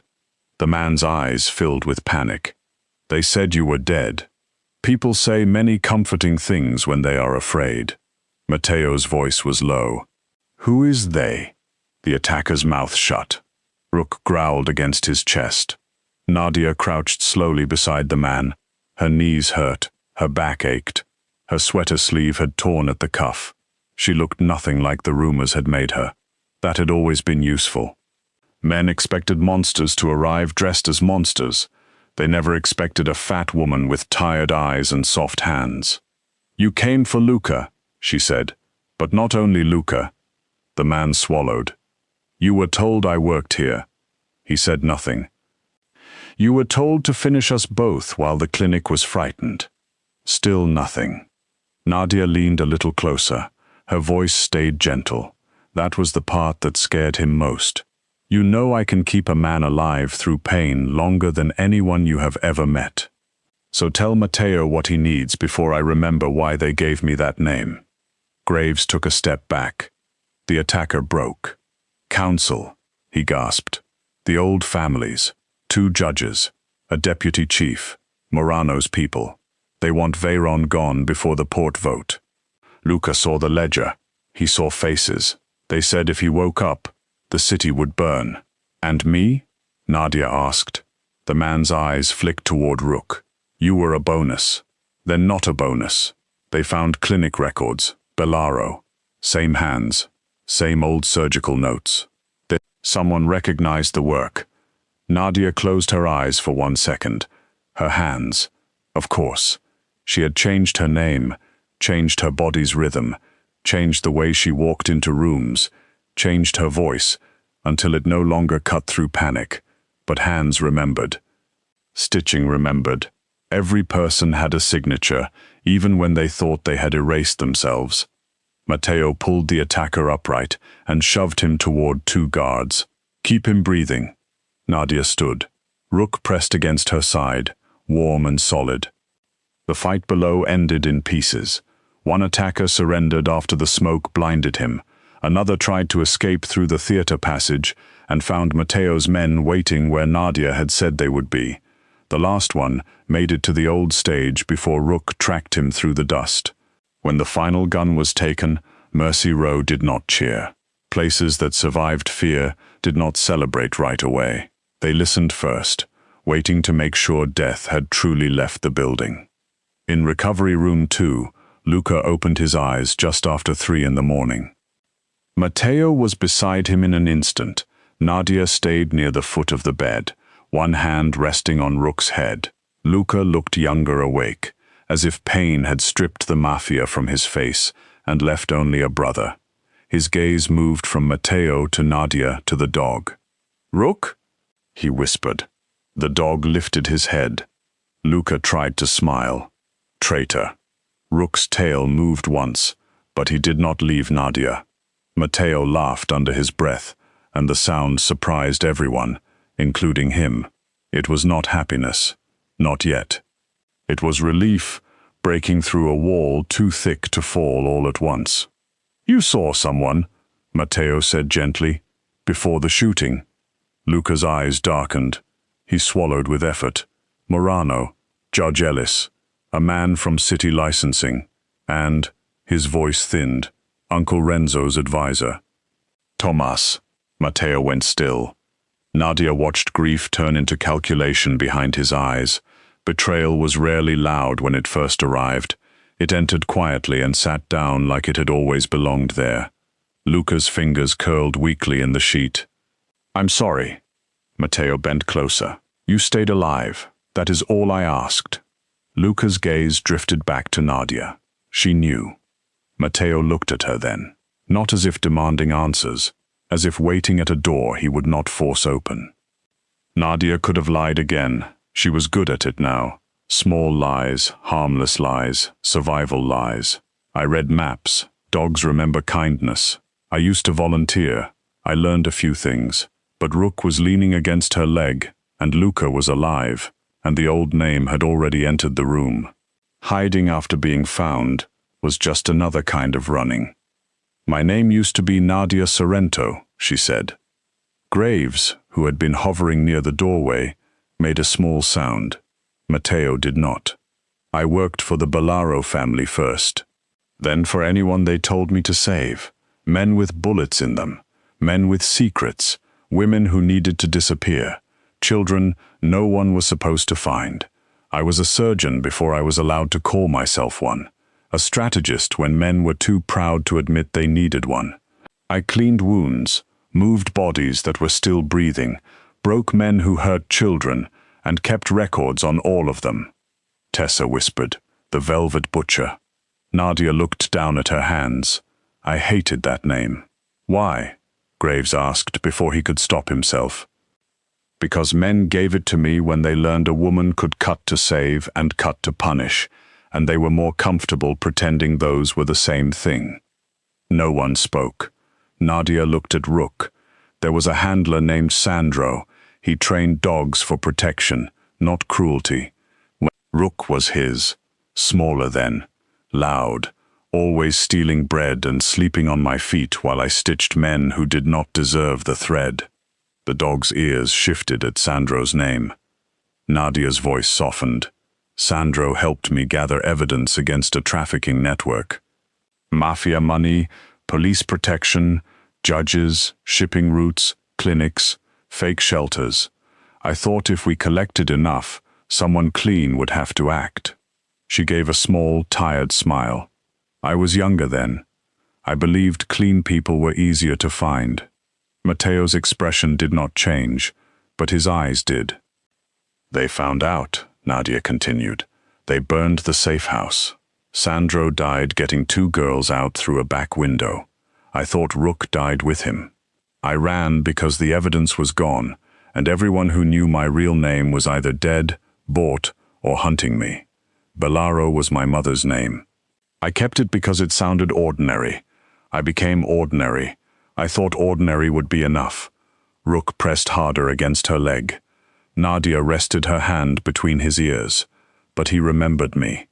Matteo looked at the dog. "He came to me 3 years ago. Half-starved outside a warehouse my men raided. He would not let anyone touch him, not for days.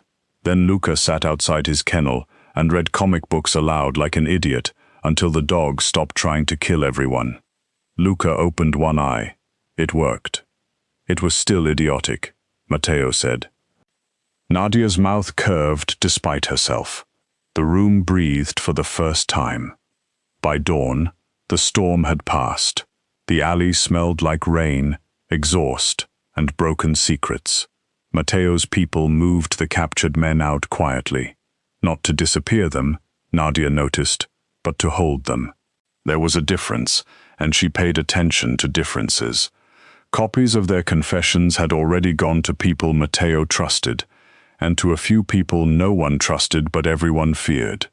Luca's testimony would come later, when his body was strong enough to hold the truth without shaking apart. Dr. Graves tried to reclaim authority as the clinic steadied. He adjusted his coat, cleared his throat, and began telling the staff that everyone had performed adequately, under unusual pressure. No one looked at him. Tessa was restocking the trauma bay with her shoulders straighter than before. The security guards were checking the lower locks under Nadia's direction. Even the janitor was rolling a cart toward the tunnel entrance because Nadia had quietly asked for bleach, bags, and fresh mop heads. Graves approached her near the nurse's desk. "Bolaro," he said. Nadia finished writing a note on Luca's chart. "Yes, doctor?" His eyes flicked around the room. Too many people were listening. He lowered his voice. "Whatever history you have, it does not change the chain of command here."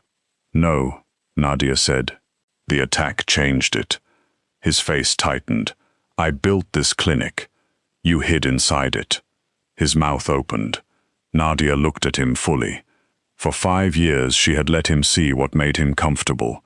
A slow woman. A soft target. Someone useful enough to blame and forgettable enough to keep. Now she let him see the other thing. Not anger. Anger was too easy. She let him see memory. "You mocked patients who could not pay you," she said softly. "You ignored nurses who corrected you. You put speed over care when no one important was watching. You nearly walked Luca Veyron into surgery while poison was thinning his blood, because your pride was louder than the monitor. Mercy Row survived tonight in spite of you, not because of you." Graves' face went red. "You cannot speak to me like that." Nadia smiled a little. "I just did." Behind her, Matteo said, and she was polite. Graves turned. Whatever reply he had prepared died when he saw Matteo standing there with Rook at his side and Luca's blood still dried on one cuff. By noon, Graves was gone from Mercy Row. Not dead, not dragged into an alley, just removed with paperwork, witness statements, board pressure, and the kind of quiet legal force rich men hated because it wore clean shoes. Matteo could have done worse. Everyone knew it. Nadia respected that he did not. That evening, after the clinic had settled into a strange, exhausted silence, Matteo found Nadia in the old theater balcony. It was one of the few places in the building untouched by renovation. Dust covered the seats. The stage below was dark except for one service lamp glowing near the curtains. Nadia sat in the back row with Rook stretched across the aisle, his head resting on her shoe. She had changed into clean scrubs, but her sweater was still the same, loose and grey, one sleeve torn near the cuff. Matteo stopped at the end of the row. "May I sit?" The question settled between them more gently than she expected. Nadia nodded. He sat 2 seats away, not too close. She noticed that too. For a while neither spoke.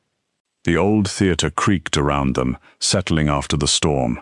Somewhere below, a nurse laughed softly at something Tessa said.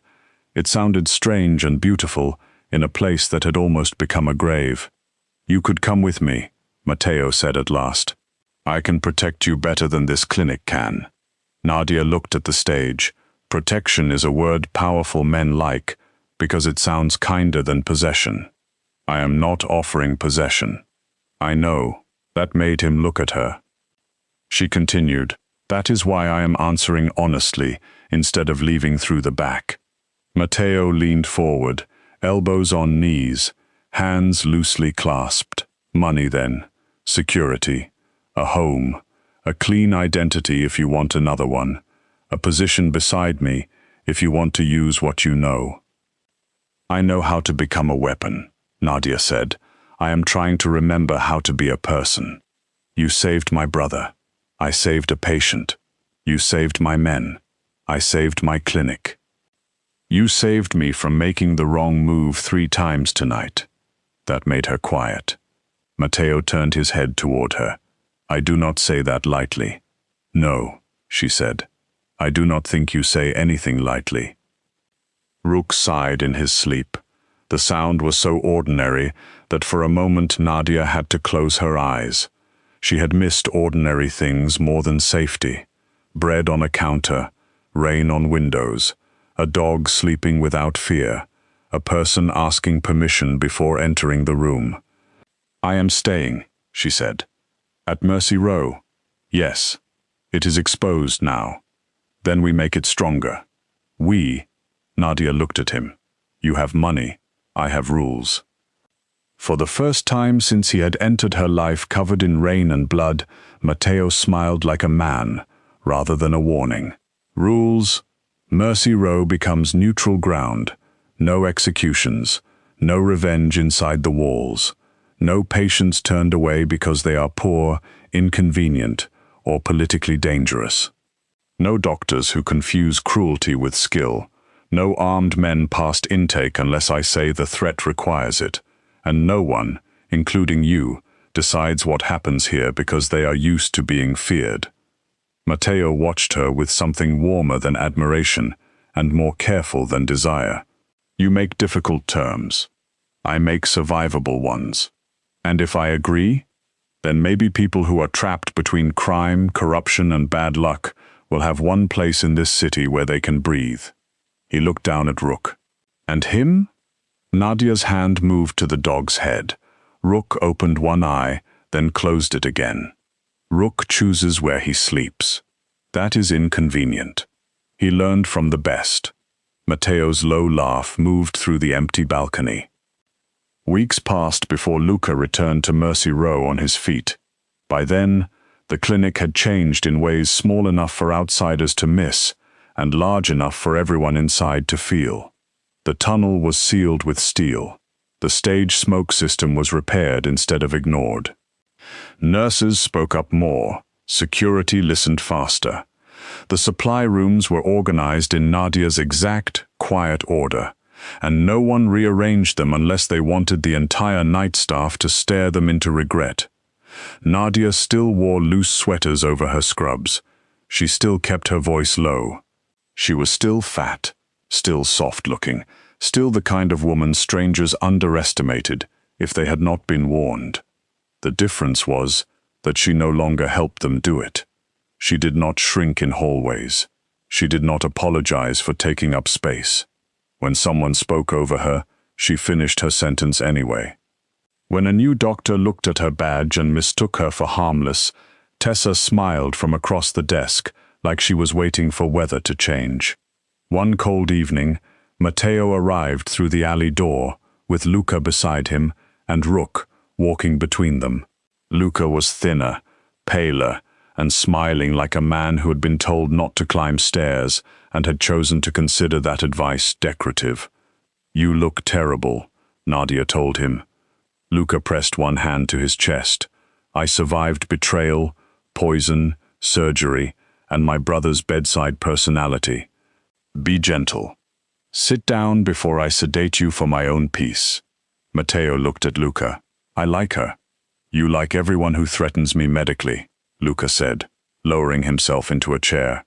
Rook walked straight past both men and came to Nadia. He sat at her feet, exactly as he had that first night, but this time no one went silent from fear. Tessa smiled. A guard shook his head.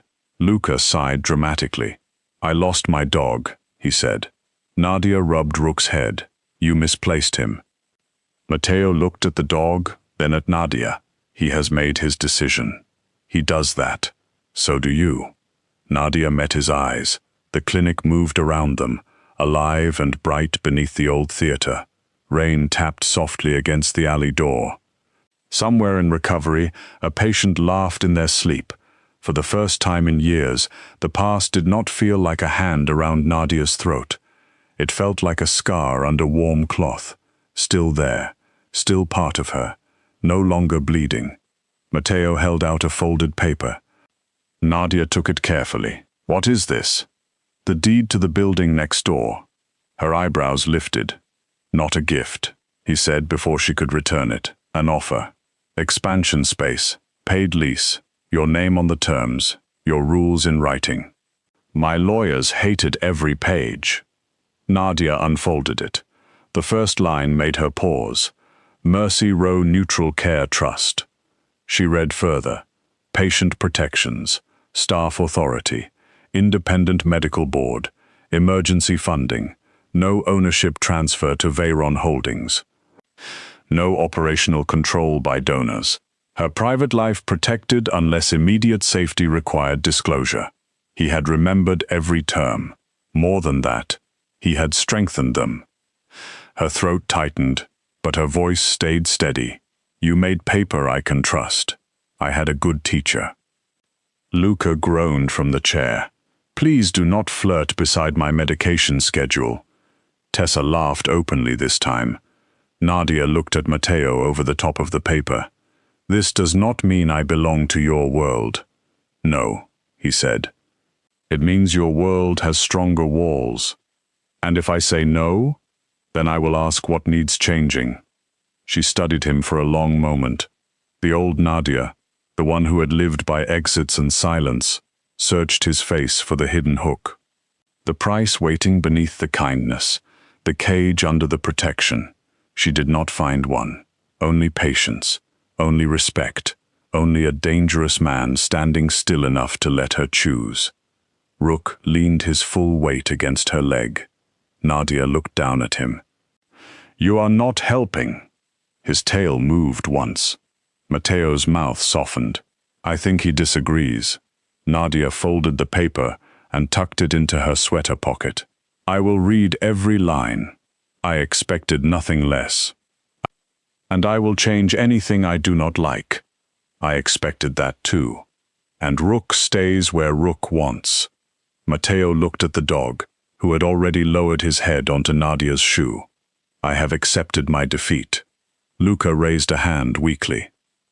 "For the record, I was his favorite first." Rook did not move.